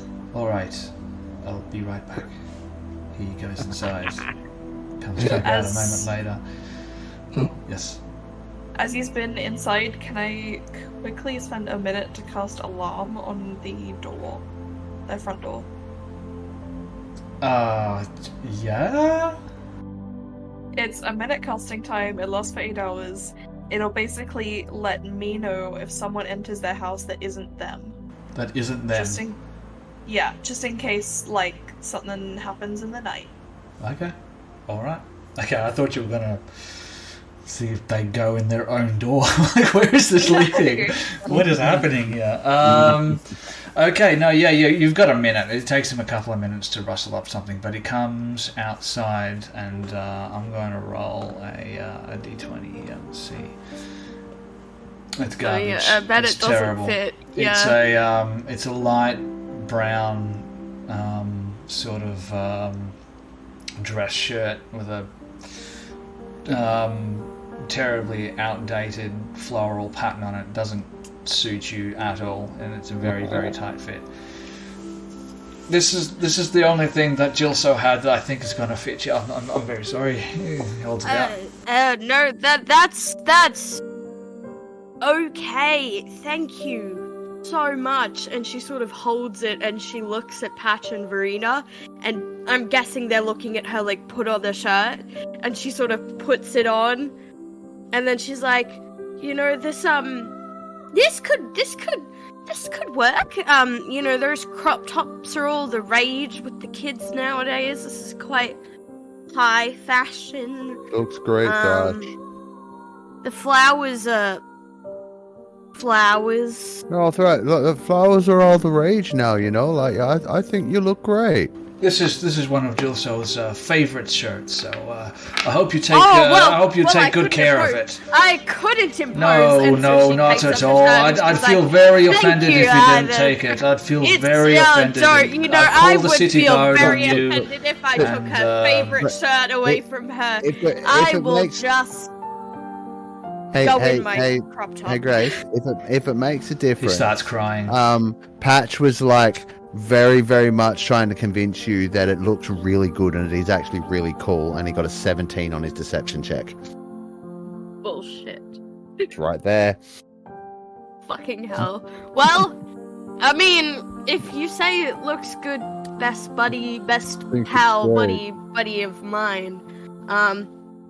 Walking around naked is most definitely please. It would make us so happy. It would make us so happy to know that you were out there making a difference in the world while wearing one of Jilso's favorite, whatever it was. I said it was a top or something. I don't fucking know. You're but cool. It would make us feel. We would be so honored to know that you're wearing it. And please do wear it when you come back again tomorrow, because we'd be very offended. Nice. That's if I had a grandmother, I imagine this shit would be pulled on me constantly, and since I didn't have a childhood because my parents died in a fire, it's really nice to experience this kind of trauma. So thank you. you. Need to do an exposition every single time you meet someone. All right. It's been nice meeting you all. You're all completely nuts. But I appreciate everything you've done for us. Thank you. Yeah. And good night. Slams the door. We The second almost he had shuts the a new door. friend, Thrash. You look. This. You can see him looking through the curtains to make sure you're not taking the shirt off. Oh fuck. And Thrash just steps into the alley, and then she takes the shirt off, and she's like, okay, so I think I could make this work, right? These bandeau things are quite a thing, I could always just sort of tie it around my neck and then, do a halter top sort of. There's no saving this, is there? That looks worse. Yes, just wear it as a shirt and you can put a new one on when we get one. But he's gonna be so sad. I don't want to make him sad. This is her favorite shirt. Put it on and then you can get some sort of leather vest or something over the top. But it's got girly shit on it. It's got flowers and butterflies. Right. What if you like it so much? I Wear it. don't know if you've checked before, but you do know that you're a girl, right? Jeez, what led you to that assumption? So what's wrong with something a little girly? It's all frilly and flowery, and I don't like it, and it's very short and croppy on me. Well, we can fix that by adding some more material to the bottom. Like a dress. Not that much, just enough to make it a full-length shirt on you. You know what? I think the bra was better. I think we're gonna stick with the bra. If it'll make you shut up, I'll give you my cape. Yeah, I'm good, thanks. And she just takes off the shirt and shoves it into her backpack. Oh dear. Dear, oh dear. Alright, so shall we Walk. go and head to whatchamacallit, Xeno Extermination Limited, and in this thingy get paid and then go to the pub. Froth, Woo. do you have inspiration, mate? Yes. Already. Do you want to give one to someone else? Yeah, we'll give one to Mark. There you Hey. go. Mark, you've got inspiration, mate. Thank you. Okay, so where are we off to next? Xeno Extermination? Is that for putting up with our shit? No, it's something else. We'll talk about later. So, alright, off to the office of Xeno Extermination. Before you leave, Thrash, you notice that he's been still watching you through a little side window, and you see him close the window. And you see just like a flash of light, bang, and then you hear a scream. Ah! No, you don't hear that. Sorry, but Wait, was okay. he still watching us? No, because he killed himself. Or was that just a joke? Because you wouldn't want to wear his shirt. Took off so the it was shirt. very, very sad. Oh. Turns out Now they did I have feel kids. horrible.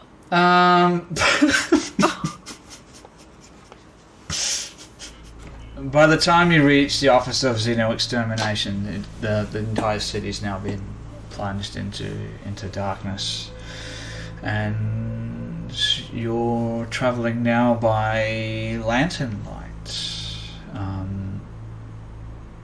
Alright, and you make your way over to the Office of Xeno Extermination. Single story building, quite dilapidated.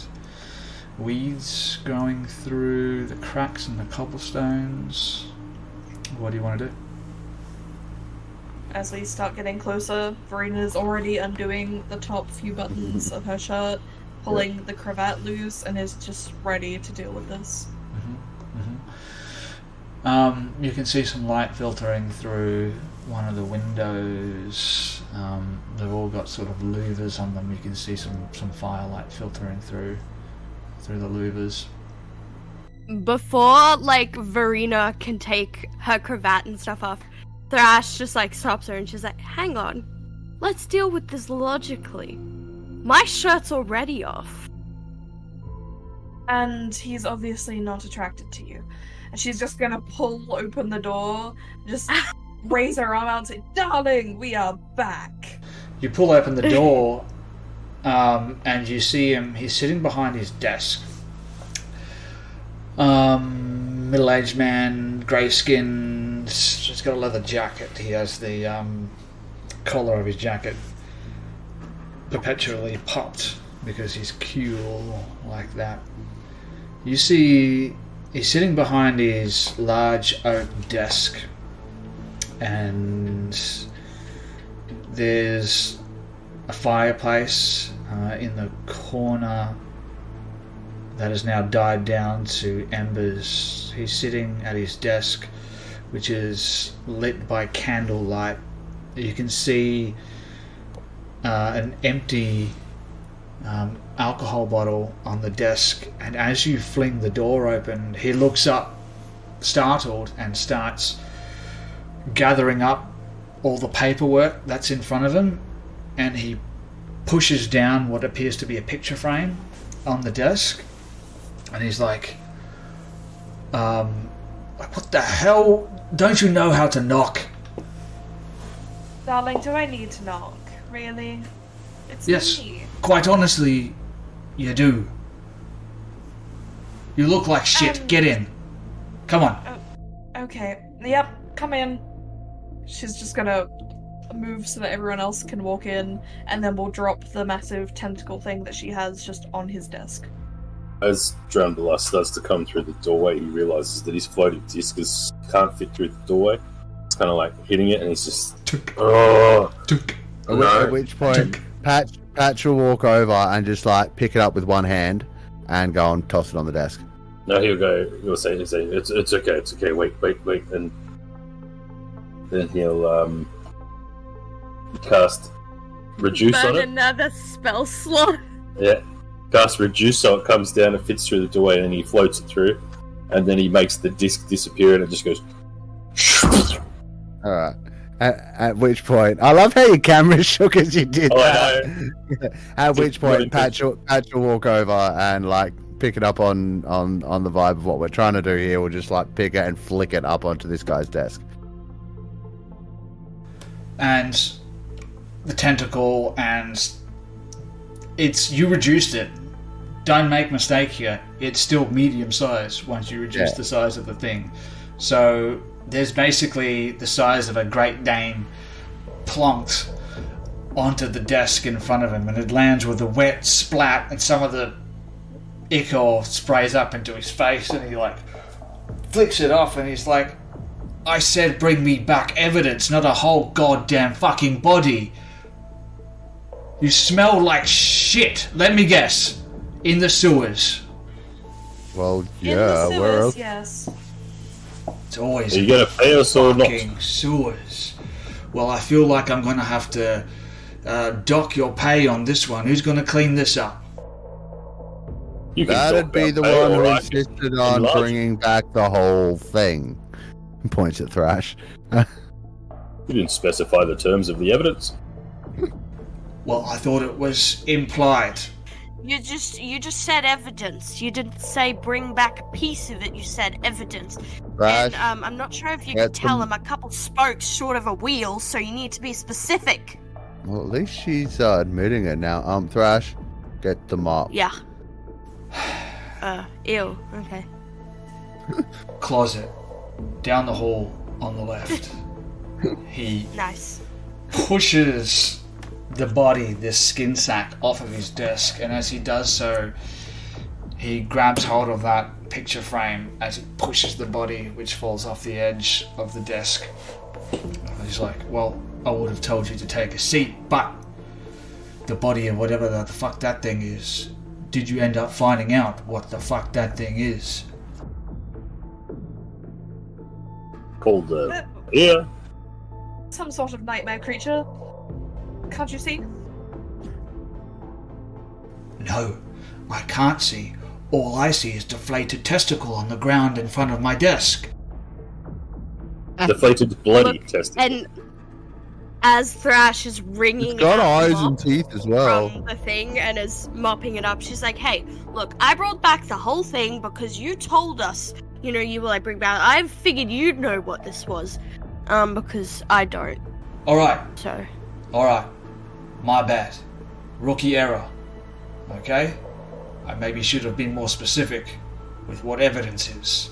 Usually, the evidence that I prefer, something that I can fit into a small box and bring back to the city guard to show them that it's been dealt with. But Oh, You wanted darling. a tooth. No, I have one of those. Would you like it? I'll make this work. Can someone roll an Arcana check for me to see if anyone actually knows what this thing is? Because you as players know, I'm not gonna do that. but as characters Are who we don't. all doing one, or? Whoever wants to do it. I have no idea. I'm gonna save Lady exempt Marina, from on the rolling other hand. this. Some might say I'm a monster hunter. Yeah. So, what can you tell me about this? Where did it come from? What is it? What was it doing here? Marina's gonna sit up on the desk that's now empty and Yeah. kind of lean in closer to him and say, well, darling, this sort of beastly thing is what we like to term a fear, and they often, can cause nightmares across the townsfolk here. There's not too many of them from where I'm from, but the books I've had have always talked about such a dastardly creature. They're very hard to kill, So I really think that. if Well, anything, yeah, getting you a almost pay rise. died. Yes, I did almost die from this thing. So, honestly, we should get a pay rise. Yes? Didn't say anything about a pay rise, but he leans over, pulls up one of the drawers in the desk. He pulls out the little leather box that he had, pops it open, and pulls out one of the dark brown cigars. Pulls out another one, and lights one up for himself. And uses that one to light up the other one, which he then holds out towards you, Verena.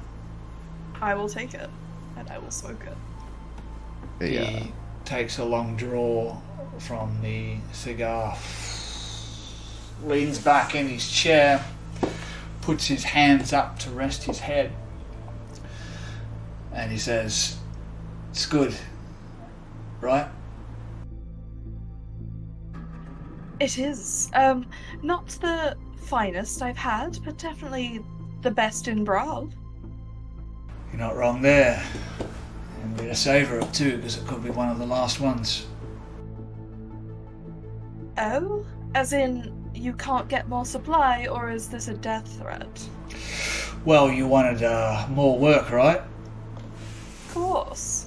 Well, you've proven yourself. I'm not going to lie, I didn't think you would be coming back at all, let alone in one piece. You've shown me that you can handle yourself, and I said if you showed me that you can handle yourselves, then you can get some more work.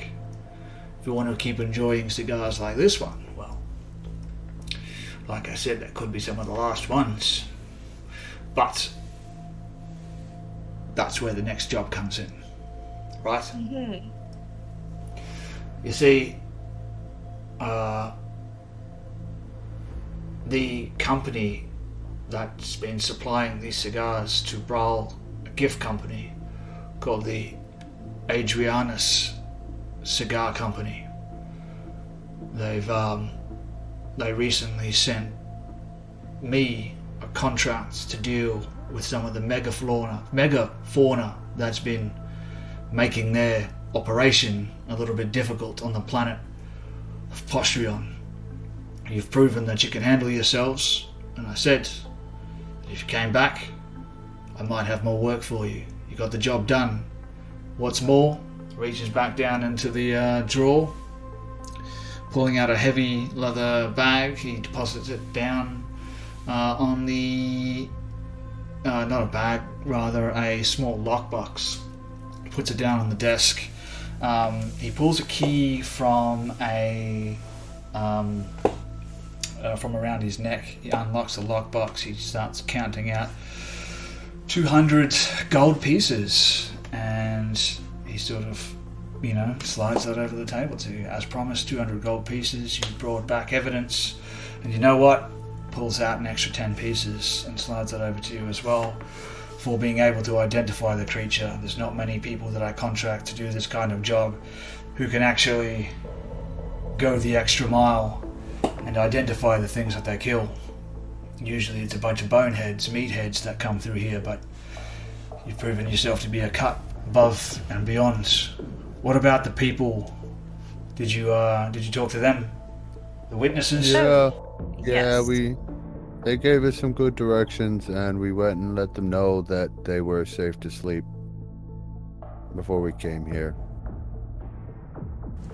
La-di-da, I guess the people in the lower city owe you a debt of gratitude. Well, at least we've done our part, right? Mm-hmm. Wait here. Gets up, he walks out towards the back, comes back with another folder, sits down, and slides it over towards you. It's the job I'm talking about. You want it? How much are you paying? This one, off-world job, 800 gold pieces. Ooh, We'll that's take a it. fair bit. Can I just try some of that there, Verena, before we agree to No, take it? darling. No. I'll get you some nicer stuff. Don't want to waste your first time. Yep, you're making quite the assumption there. And, darling, I'm making quite the assumption that you haven't had stuff as fine as I have. So, let's be real, you don't want this. But speaking of things that we Only want... you could see the fields of Talgayan. Yes. Thinking of things I want, do you have a shower? A shower. Fuck. Yes, I would like to be clean. Yeah. Alright, yeah. Alright. You do smell like absolute shit. I wasn't going to say anything, but, it's not like I smell like a bed of roses, let's face it. Sure, follow me. He gets up, starts heading towards a back room. Do you go with him? Yep. What do the rest of you do? For once, Thrash is totally silent. I guess, And if you look at her, you can see that she's a little jealous. I think Patch would scoop up his share of the gold into his pouch. So I'm assuming it's 50 each, and Verena gets an extra 10 for the ID. But you can see he's kind of like the way he handles the coin. It's kind of like he's almost like it's half afraid of it, like not afraid of it, but he's half just like doesn't really get it, and he just like shovels it into his pouch, and he's like he knows what it's for. He just thinks money's weird, he's just kind of that stuff. Yeah, okay, got some of that now, kind of deal. So he's like a young child. He pulls out like a 5-cent piece. He's like, "What can I buy with this?" Kinda, yeah, but also like he's not excited about it because he doesn't get it. He should just be able to have the thing if he needs the thing. Is how he was raised. Yeah. So, amongst their fields of tobacco, that's canon now. Verena, like, you think you've had good shit? You don't even know what good shit is. Lucidius leads you down a dark corridor. He sort of grabs one of the candles, takes it along with him, and while you're walking down the hallway, he sort of reaches over and pulls a door shut before you can see it, type thing. Like he's trying to hide something from you. If you go to someone's house and they haven't cleaned up, or they've just shoved everything into one room, he sort of closes the door, and with the cigar in his hand, he sort of motions towards another door. He's like, "Showers through there. Only cold water. There was a time when women like you were exactly the kind of women that I like to be around, but she..." And he stops, and he's like, "Well, let's just put it this way. I know what you were doing earlier, and I know a honeypot when I see one. And I don't mind it, but just so you know, that's not going to work a second time. So don't try and pull that shit on me again." Understandable. Right. There'll be a towel somewhere in there. Make yourself comfortable. Much obliged. Yeah. And roll an insight check. Can do.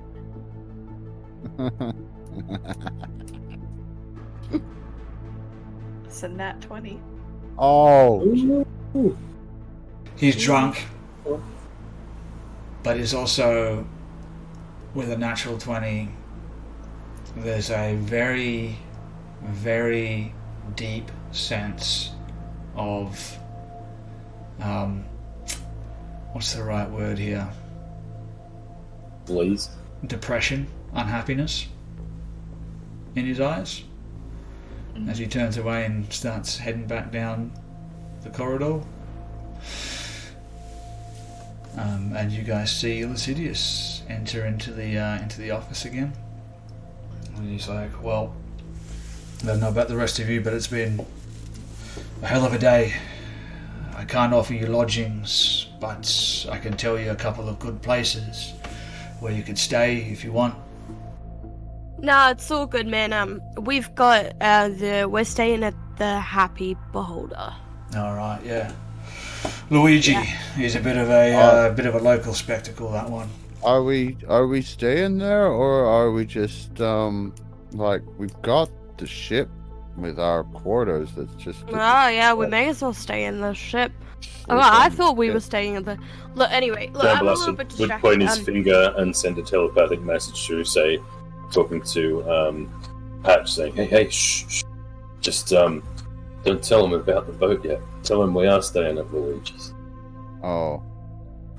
We don't want everyone knowing where we're staying." Oh, sorry. Just sorry. That's just what I thought, though. Like, did we make another plan earlier or something that I missed? Look. Oh no, that's right. When we, yeah, I remember. Okay. Yeah. Before. Look, between you and me, buddy, just a heads up, and Thrash is just gonna sort of walk up to the desk, and she's gonna be like, that girl you were talking to, she had, look, I'm not, at this point, I'm not really sure what's happening, but it could be mostly one-sided on my part. I mean, it's not the first time this happened, but, Thrash. What? I'm just saying. I think I know where you're going with this, and look, to save you, if that was a thing you needed to worry about, he wouldn't be here right now. I'm just making it a point. Look, it makes me, it's just, I really like her, and if, flirting with her kind of makes me uncomfortable. Alright. Ciao. Yeah. Look, I might be easily distracted, but, well, not interested. We'll put it that way. Nice. There we go. See, it's gentleman's agreement. See, I can talk my way out of things. This is good. Women are nothing but trouble. He pulls open that drawer, and he pulls out that picture frame, and he makes his way over across the room to a dilapidated leather couch, and he's like, well, if you don't mind, just lock up on your way out. And he kicks his feet up, lies down on the couch, and sort of hugs the picture frame to his chest as he sort of closes his eyes. Joe Blast is down there playing with his Astromancy archive, looking at the 3 discs that revolve around it in different sequences, and you can see that what originally there was 3 of the rings had kind of like glowing inscriptions on them, and now only 1 of them is remaining glowing. And he's sort of just looking at it, trying to figure it out and what's going on. And then he just gets a bit frustrated and puts it away. Looks up and says, "Is Verena going to take all night? Can we move on now?" Once she's out, I'm sure. But I had a question just regarding that. I know there's a spell that some people can cast. It's a really easy one. Quiet. Prestidigitation? Can you cast that? None of that casting shit in my fucking office, please. Okay. Be quiet. Sorry, we'll go outside. We'll wander outside. After like a good 10 minutes, the bathroom door opens and Verena slowly walks out, but she's gonna try and look into that room that was closed beforehand, that he closed. Alright, roll. Trying to do so quietly, I'm assuming? Yes. Give me an old stealth check here. Can do. It's not going to be particularly high DC, it's not really paying attention, you're in a back room, but... Are you wearing your armor again yet or not? Oh. I'll let you decide. I imagine it takes some time to don your armor, so... Well, she did I would say she's lower. Okay. Yeah. Then you can do a flat roll. Awesome. Do remember, if there is something that's going to kill you in there, you're not wearing your armor. Yep, it's a 17. 17 stealth check. You open the door quietly, you have a look inside. You can see, while the rest of the Office of Xeno Extermination looks like it's lived in, it's very well lived in, and not much care has been put into it. You open the door and you see what appears to be a child's room. There's a single bed underneath the window with the curtains are drawn. There's like a small bookcase type of thing. It's like got like a few small books in it, and some like children's toys. There's a dresser, like one of those Victorian style dresses with the mirror on it, like one of those makeup type of things, and it's got like an amour. Yeah, like that thing. And it's got like neatly arrayed, like little personal hygiene things, just still on the desk. Everything is in perfect condition. Everything is completely pristine. There's no dust on anything.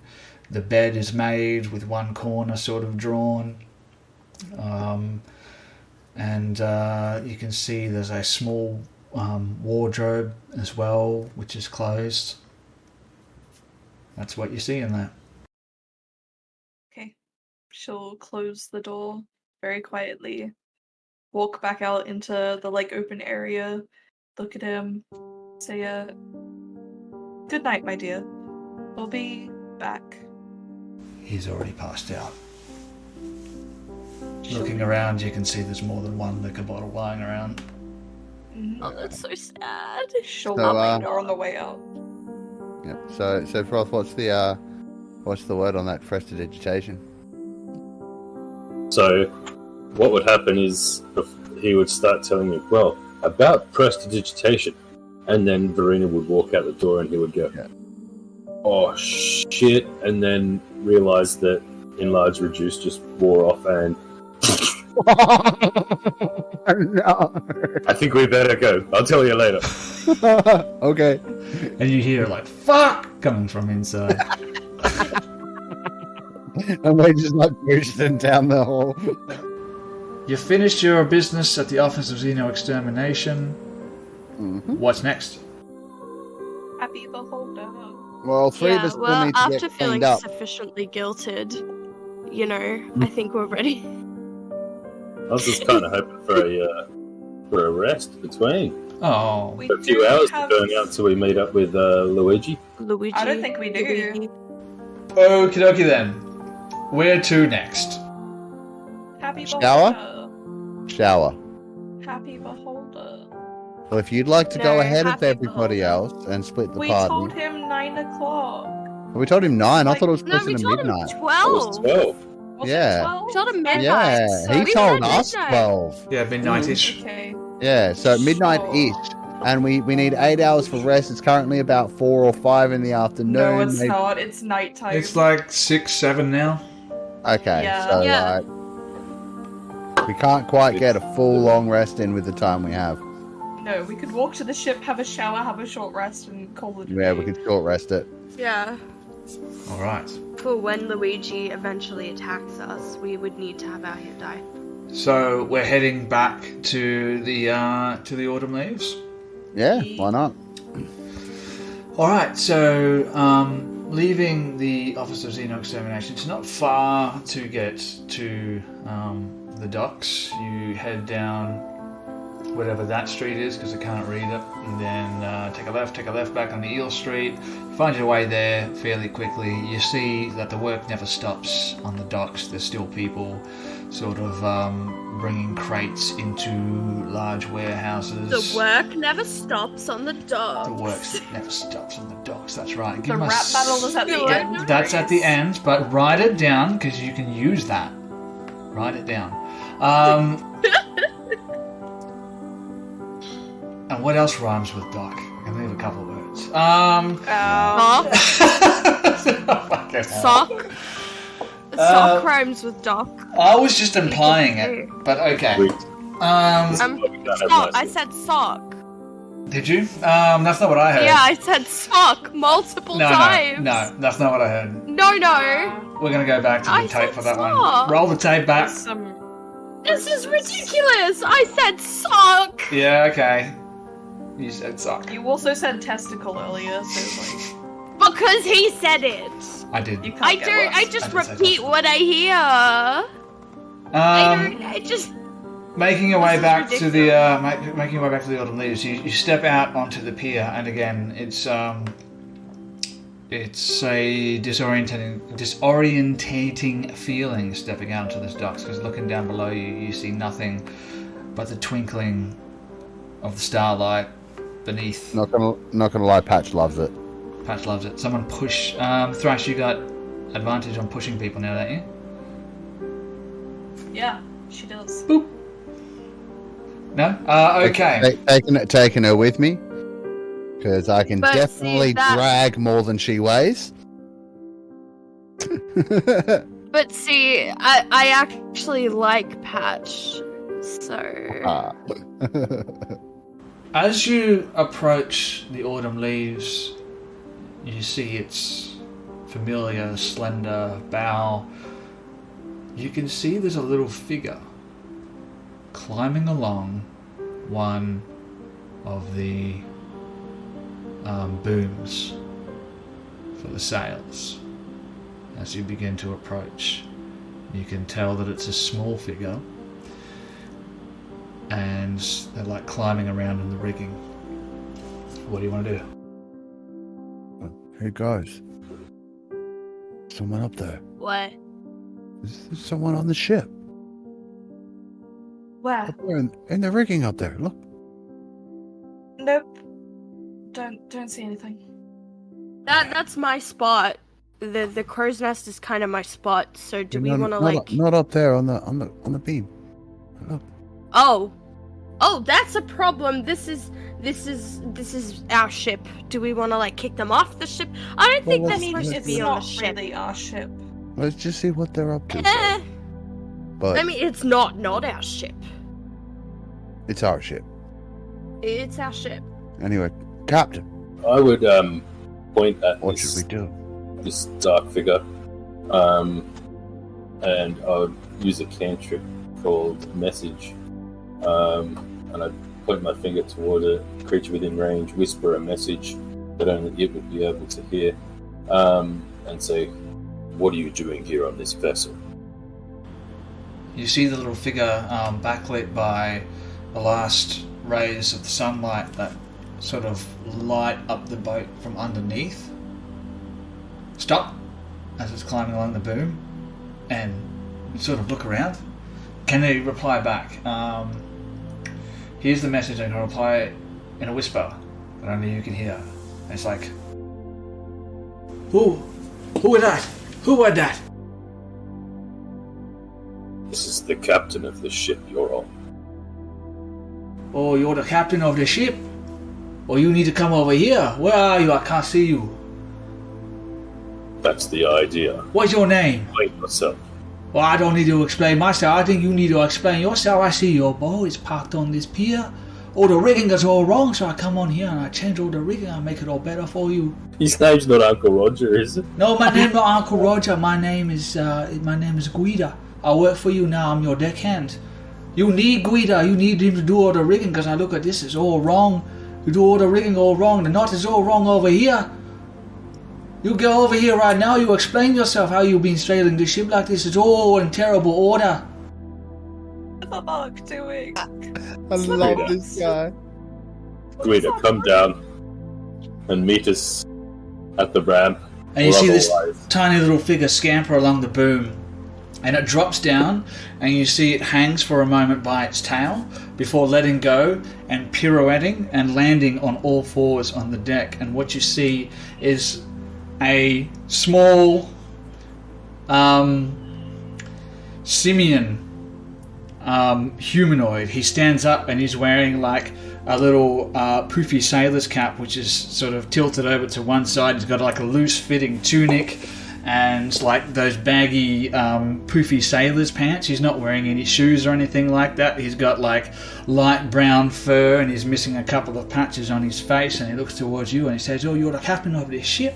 Is that you that was talking to me in my head? Don't do that again. I don't like that." Sorry. Lost it. Can't hold it together with that one. Yeah. Jabber us and say, "Yes, that's us. Please explain yourself. I don't believe anybody would just come onto our ship. Why not? Are you looking for work?" You're looking for someone to do the rigging for you. You do it all wrong, so I come on here, I do it, I fix it all up for you, and now I work for you. You just need to pay me. That's alright, you only pay me a small amount of gold. You pay me what, five gold a day, and I'll work for you. I'll be your best deckhand. I'll be your second in command. How's that sound? 5 gold a day? That's a lot of money. Are you freaking serious, man?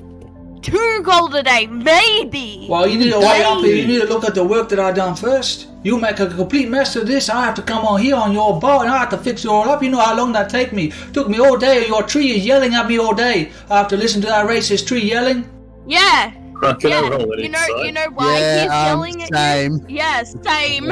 Everybody's just Exactly. inciting. It's Patch is just like, This is bullshit. Oh, fuck. 11. Alright, Drum Ballas got a 15, Patch got an 11. Anyone else want to roll inside in this little guy? Yeah, mine's just looting. Nope. There it is. She's Okay. not the smartest, so it's... You know, he's all good, guys. He's all good.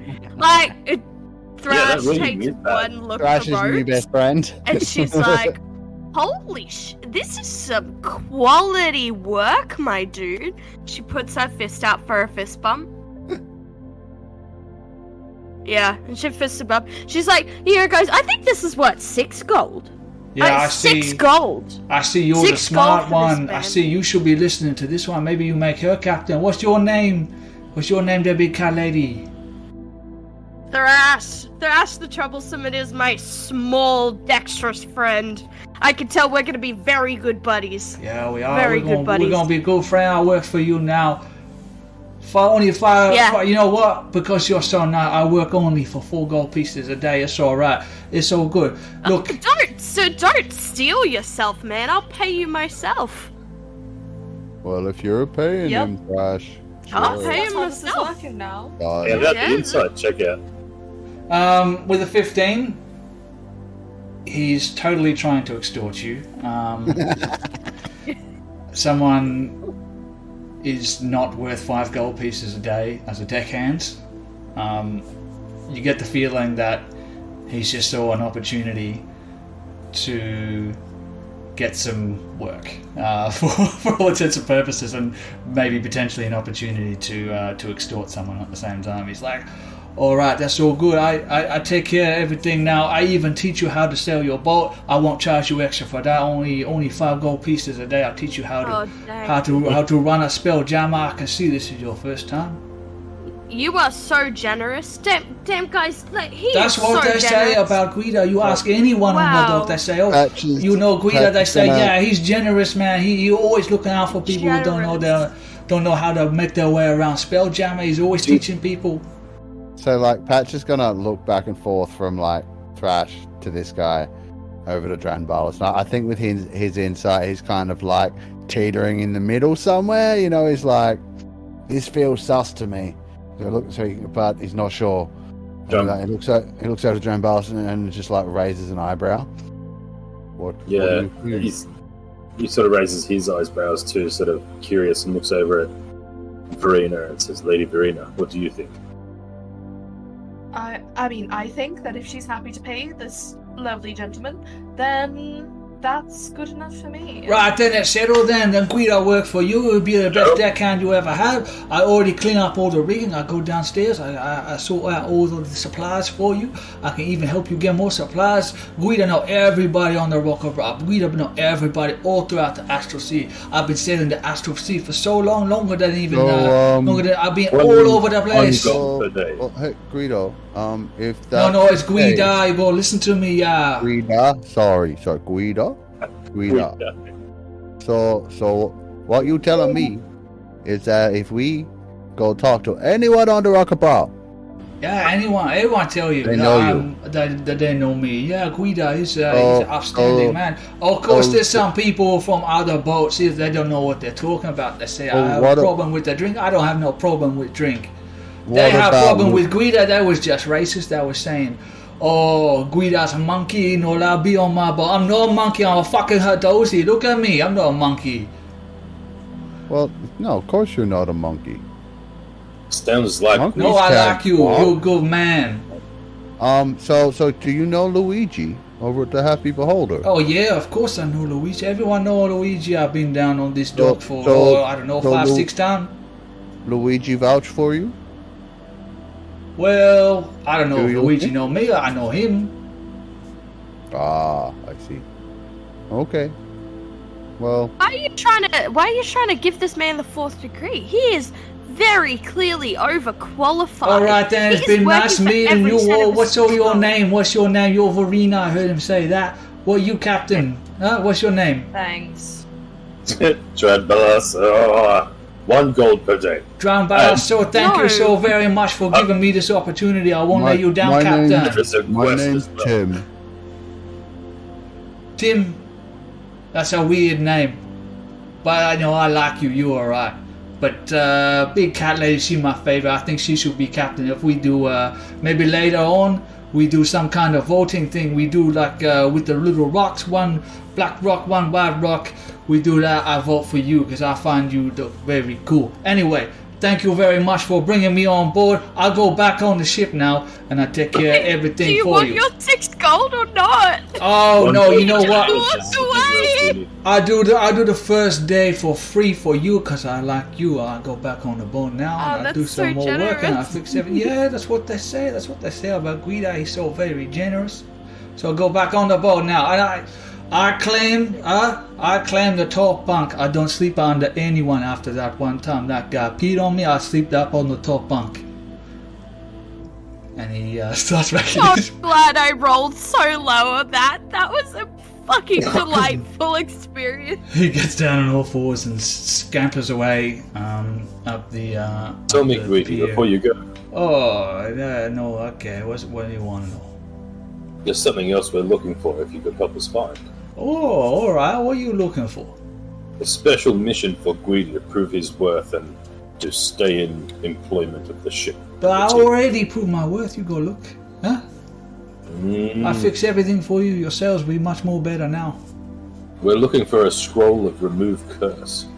Oh, a scroll of remove curse. Well, I don't know nothing about that. That's all magical stuff. I take care of all the sales. I take care of the boat. But I don't know. But maybe if you we're know looking everyone for on Bral, surely you know someone who sells scrolls. well, maybe look. Go and talk to them. Simeon as yourself. Look, I just keep to the dock for the most part. You don't see anybody walking around removing curses down on the dock. But I am Guida. I know a lot. I've been around here. I'm a local. I tell you what, you go down to the Temple District. Maybe they can help you down there. Okay, goodly. That's right. I'm just a deckhand, but I also are just a big, vast pool of knowledge that I can share with you. And I don't even charge extra for that. That's free. Because that's just the kind of man that I am. I help you out, you help me out, you give me job. It's been a little while since I found a captain that was worthy of my help. I see you and I think, wow, this man really worthy of Guida's help. So, I do this favor for you. I teach your crew how to save the Spelljammer, and I do that for free, and I even help you out. Look at that, huh? You just said you were going to vote me out of captaincy. Well, I mean, don't take that personally. You're cool, but she's much more cooler than you. She's also a big cat lady. She paid me. She said she'll pay me 5 gold. Okay. Can't argue with that. And Patch is just going to walk onto the boat, go below decks, and go. Oh, by the way, I've been meaning to tell you. I don't know what you've been doing with your ship, but your tree does not look so good.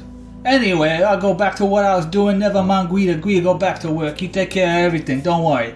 And he scampers off. Upon hearing that, Patch is going to immediately go over to Sliverbark. Yeah, same.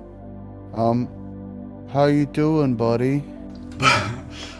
Boarding the ship, you can see Slitherbark. His eyes are closed, but you do notice immediately that the leaves, which are more of a vibrant green colour earlier, have taken on a slightly more silvery grey aspect, and those veins that you saw on the deck below are now starting to make their way up the trunk.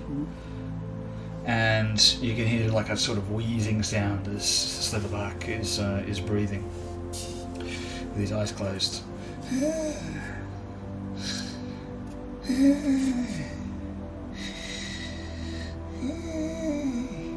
What do you want to do?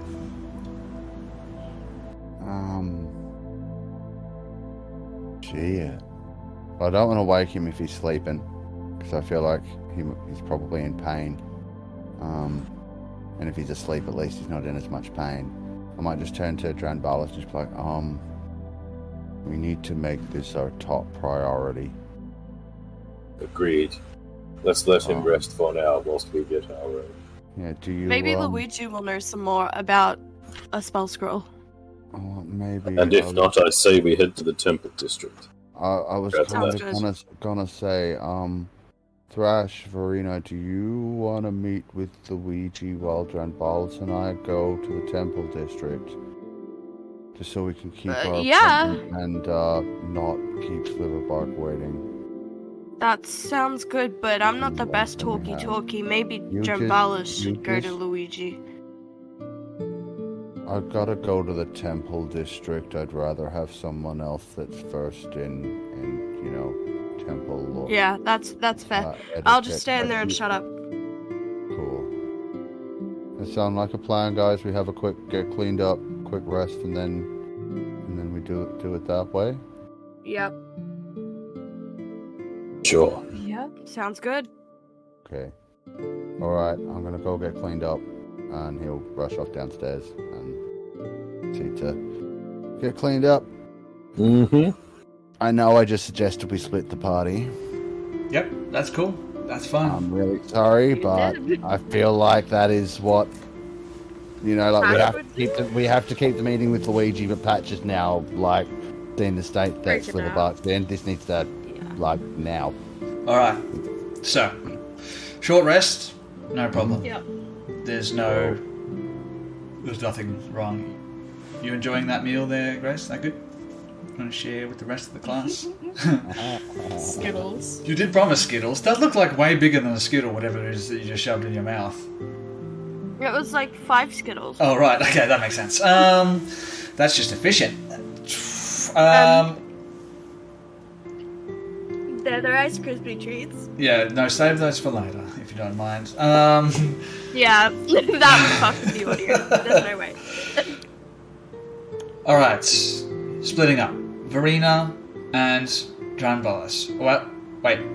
No, Verena and Thrash. Yes. Going to the Luigi. Happy Beholder. Mm-hmm. Dranbalis and Patch. Heading Temple towards District. the Temple District. While you guys are resting, you can see... Yes? Sorry, Froth? Can Guidi come with us because he knows where the Temple District is? Are you going to ask him? Yes. Yeah, his name's Guida, by the way. On the end. Guida. Yeah. Guida.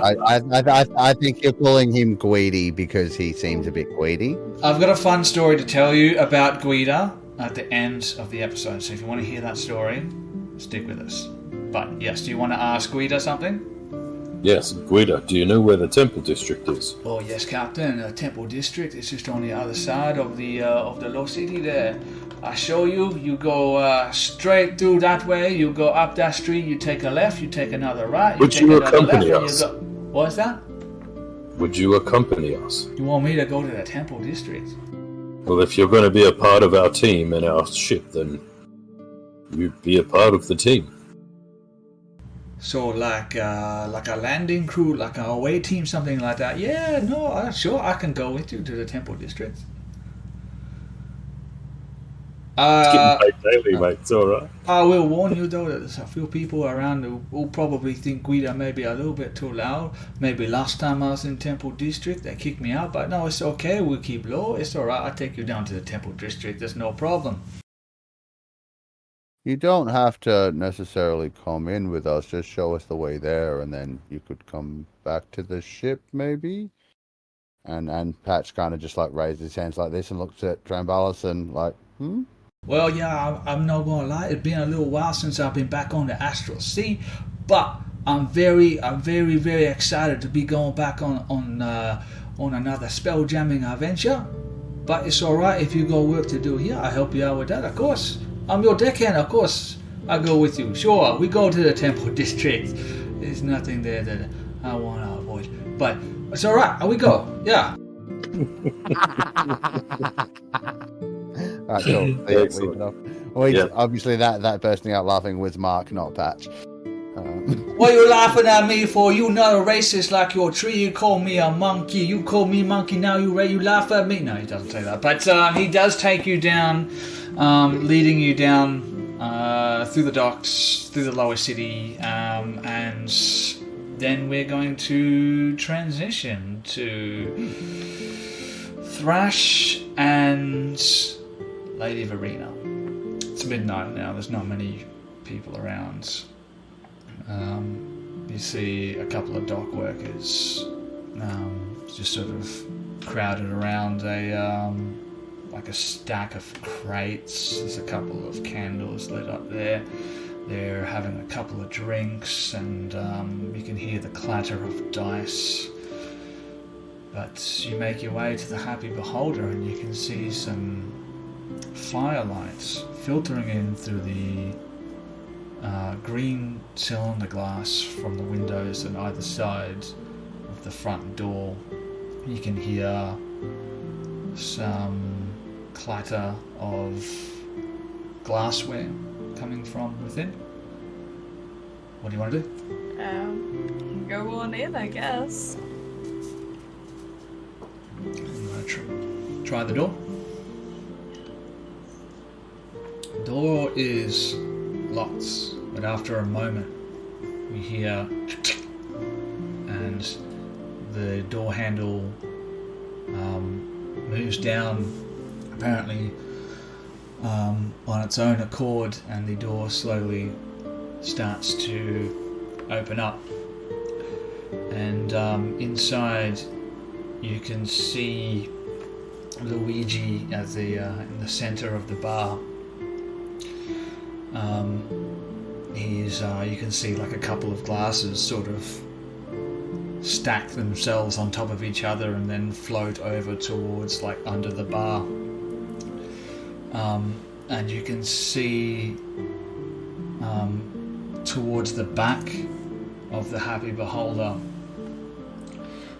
you can see one of those private booths, and you can see a small figure sitting on one of the tables inside there as well. What do you want to do? I should say, you see Luigi sort of turn towards you, and he looks at you, and you hear him laugh. Oh, Verena, for a moment there I was thinking that you were going to stand me up. I could never stand you up. This is an important date. I should have never doubted you. Please, come in, and lock the door behind you.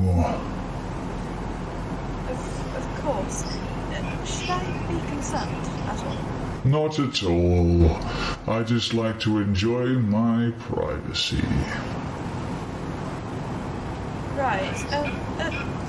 Is this privacy? And she's gonna look over at the other figure that's also in the room with us. Mm-hmm. You see what appears to be a halfling woman. She's 3 feet tall, give or take. Brown skin. She's got like brown wavy hair.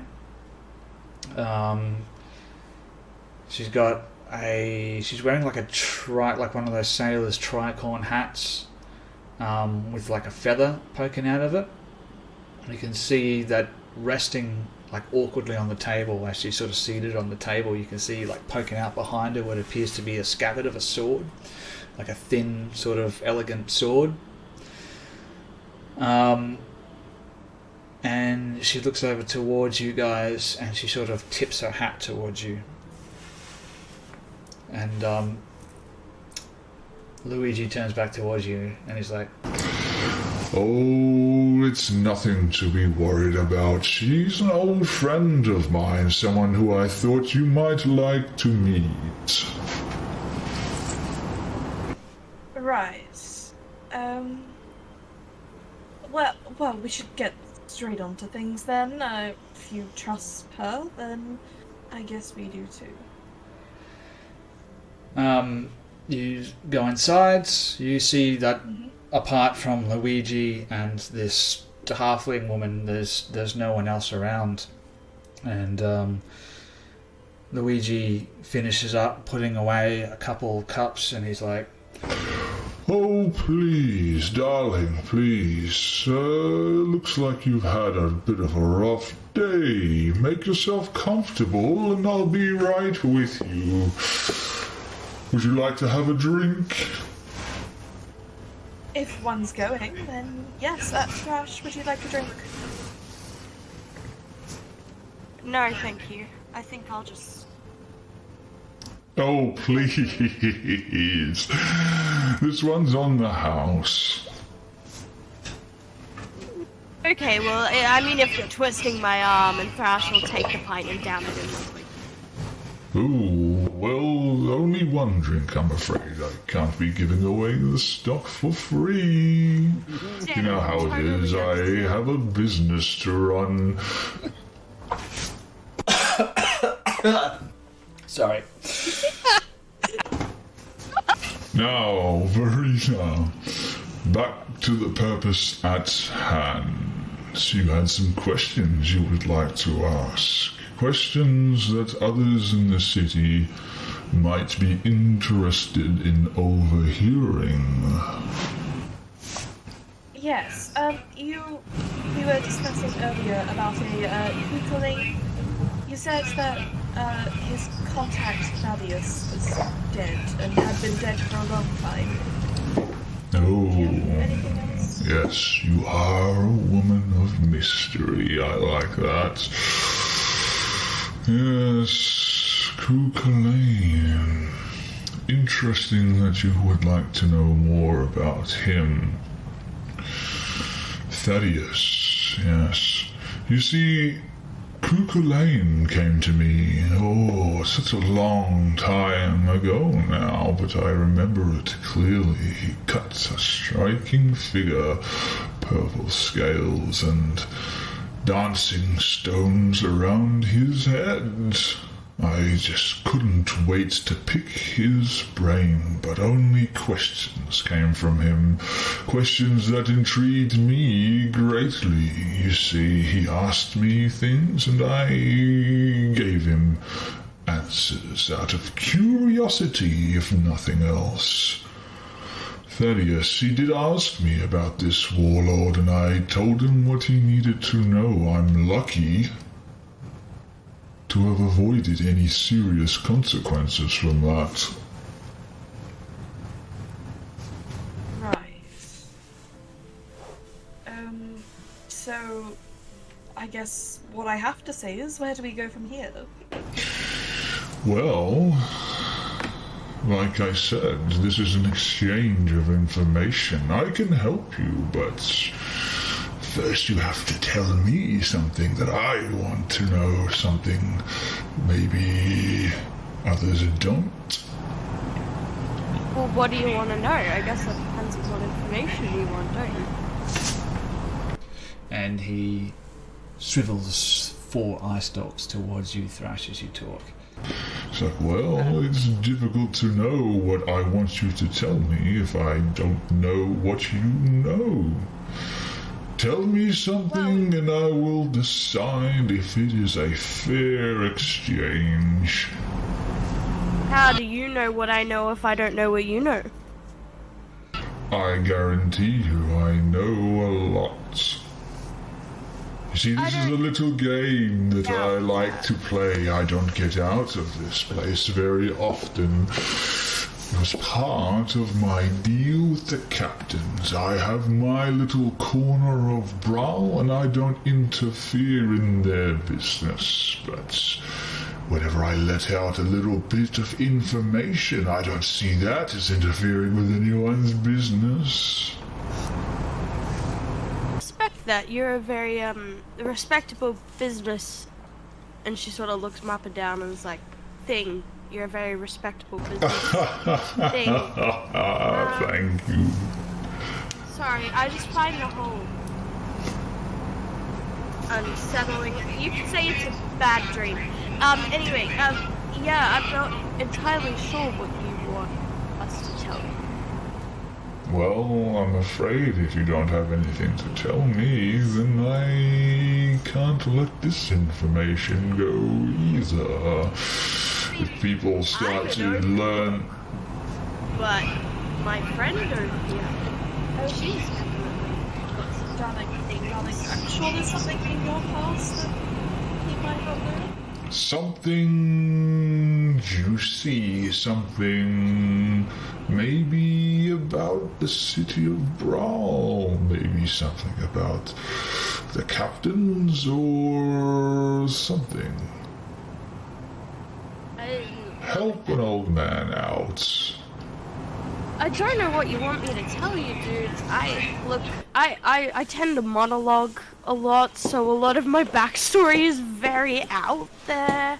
Oh, I have something. If You go. You go. I've got absolutely. Please, my dear, regale me with something. It's been so quiet lately.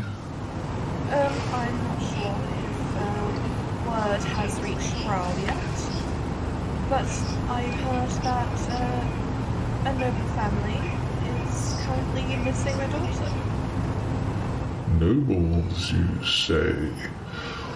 Now you have my interests. Please go on.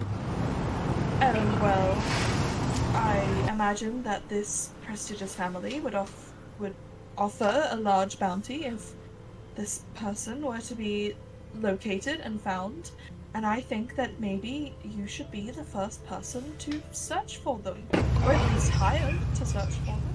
Oh no, I wouldn't dare get involved in someone else's information, but stories of kidnapped children, missing princesses and the like, this excites me very greatly and gives me reason to move pawns. Tell me more. What of this noble family? Well, I guess I'm a bit in the dark about the family themselves, but I do know that they were located in Neverwinter. And that the child went missing, say, 3 years ago? Neverwinter. Oh, yes, I know Neverwinter. Even people out here in Bral know of the city of Neverwinter. Let me guess, it was Faerun. Yes. Right. And He stares at you for a long and uncomfortable amount of time. You see his eyes furrow, all of them. But for a moment, he perks up again. well, this was a fair exchange. I offer you information for information that you've given me. That was the deal. And after all, Luigi is a... You see his eye stalks move towards you, Thrash. thing of his word.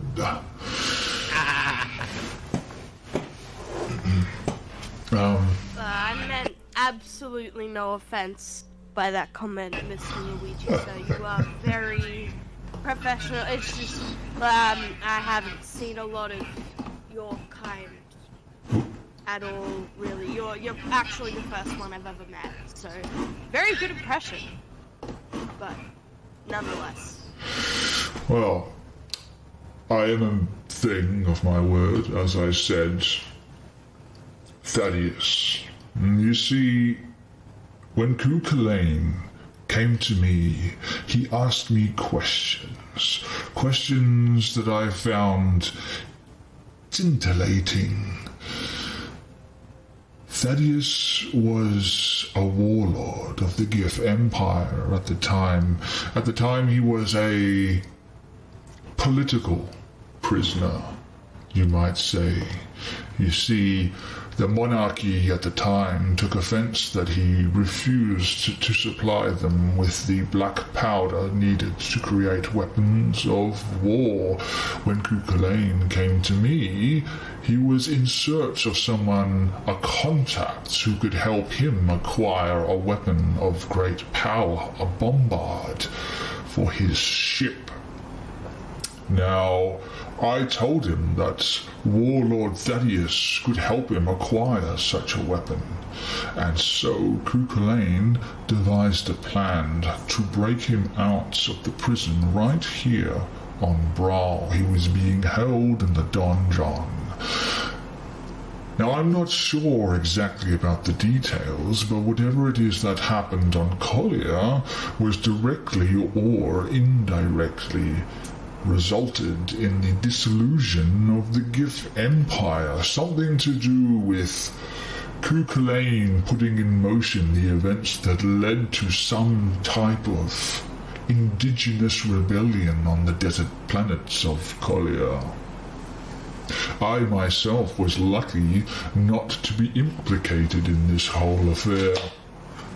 It was, of course, after this incident that Kukulane himself was branded a terrorist and a dissident. You see, this is why you must be careful when talking to people about Kukulane. There's still some in the city who harbor some resentment.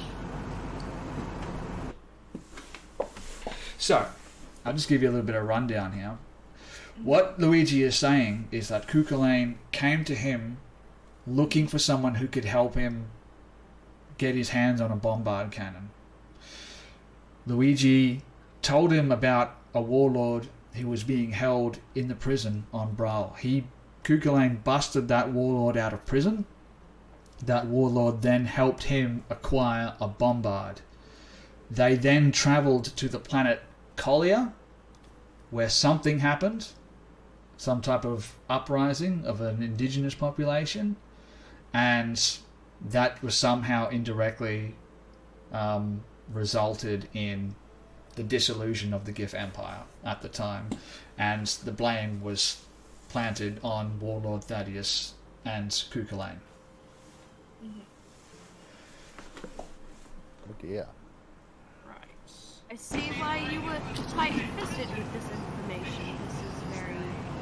Well, I'm not gonna lie, I can't make heads or tails of it, but I'm sure she can. Oh yes, information is such a fragile yet very valuable thing. There's nothing in the astral sea more valuable than knowledge. I'm sure you could appreciate that, Verena. But that's not all. There's more to this story yet.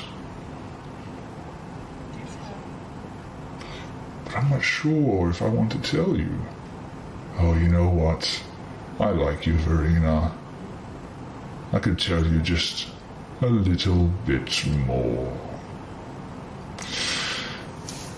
Now, this happens not to be the first time that I met Kukulane. He came to me before, asking me about some obscure type of metal. What was it called? Aeonite. That's right.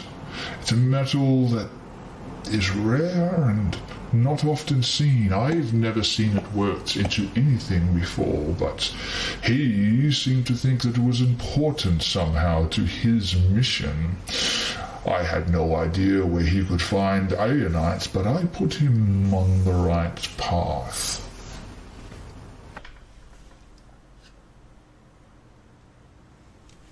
Anyone there? Right.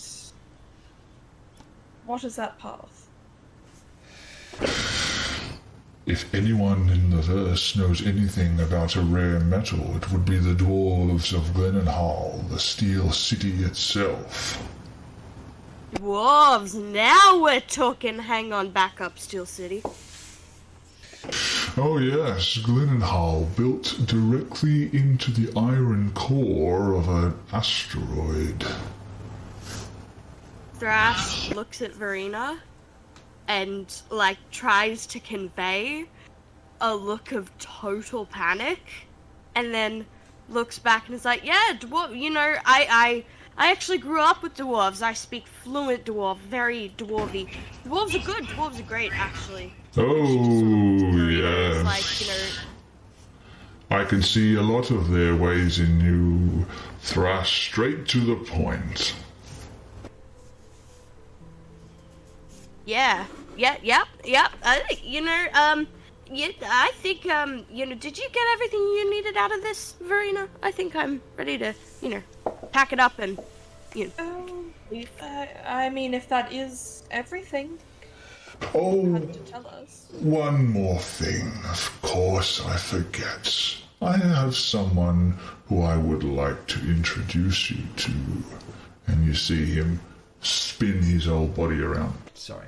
You see him spin his whole body around and turn towards the young lady who's sort of perched on the table in the private booth towards the back. And he's like, Helia, please don't be rude. Introduce yourself to our guests. We just got a raid. oh, we did. Yay. Oh, gods, I missed it. Intense Quack. Thank you for the raid, my friends. We're just on the tail end of this. We're going to be wrapping it up pretty soon, but we've still got a little bit left to go. Doing a little bit of an interrogation of a beholder, and you can't go wrong with that. Thank you for the follow. Intense Quack. So yes, what does he do? Well, Talia sits forward, kind of intrigued at these two newcomers, before she gets off the table where she's at, walks on over to the bar, and lifts herself up onto the bar in front of them, and kind of leans forward and gets real close into their faces. Says it. Hey there, sweet cheeks. Look at you two. Think you know everything in this town. I don't know everything, but I don't know a lot either. Yeah. Who is this person? What is this funny accent? Name's, Captain Helia Smith. Prince, one might say. I'm also kinda queen of the Astral Sea. I like your hat. I like your fur. I Thrash. guess. Roll a perception check for me. Perception check. I can definitely do a perception check. I'm actually quite good at these. I'm not going to say that because it'll just make it really bad. Please be good. Oh, it's taking forever to roll. Taking absolute forever. Oh, that is good. 22. You see every single one of Large Luigi's eyes eye roll as she calls herself Queen of the Astral Sea.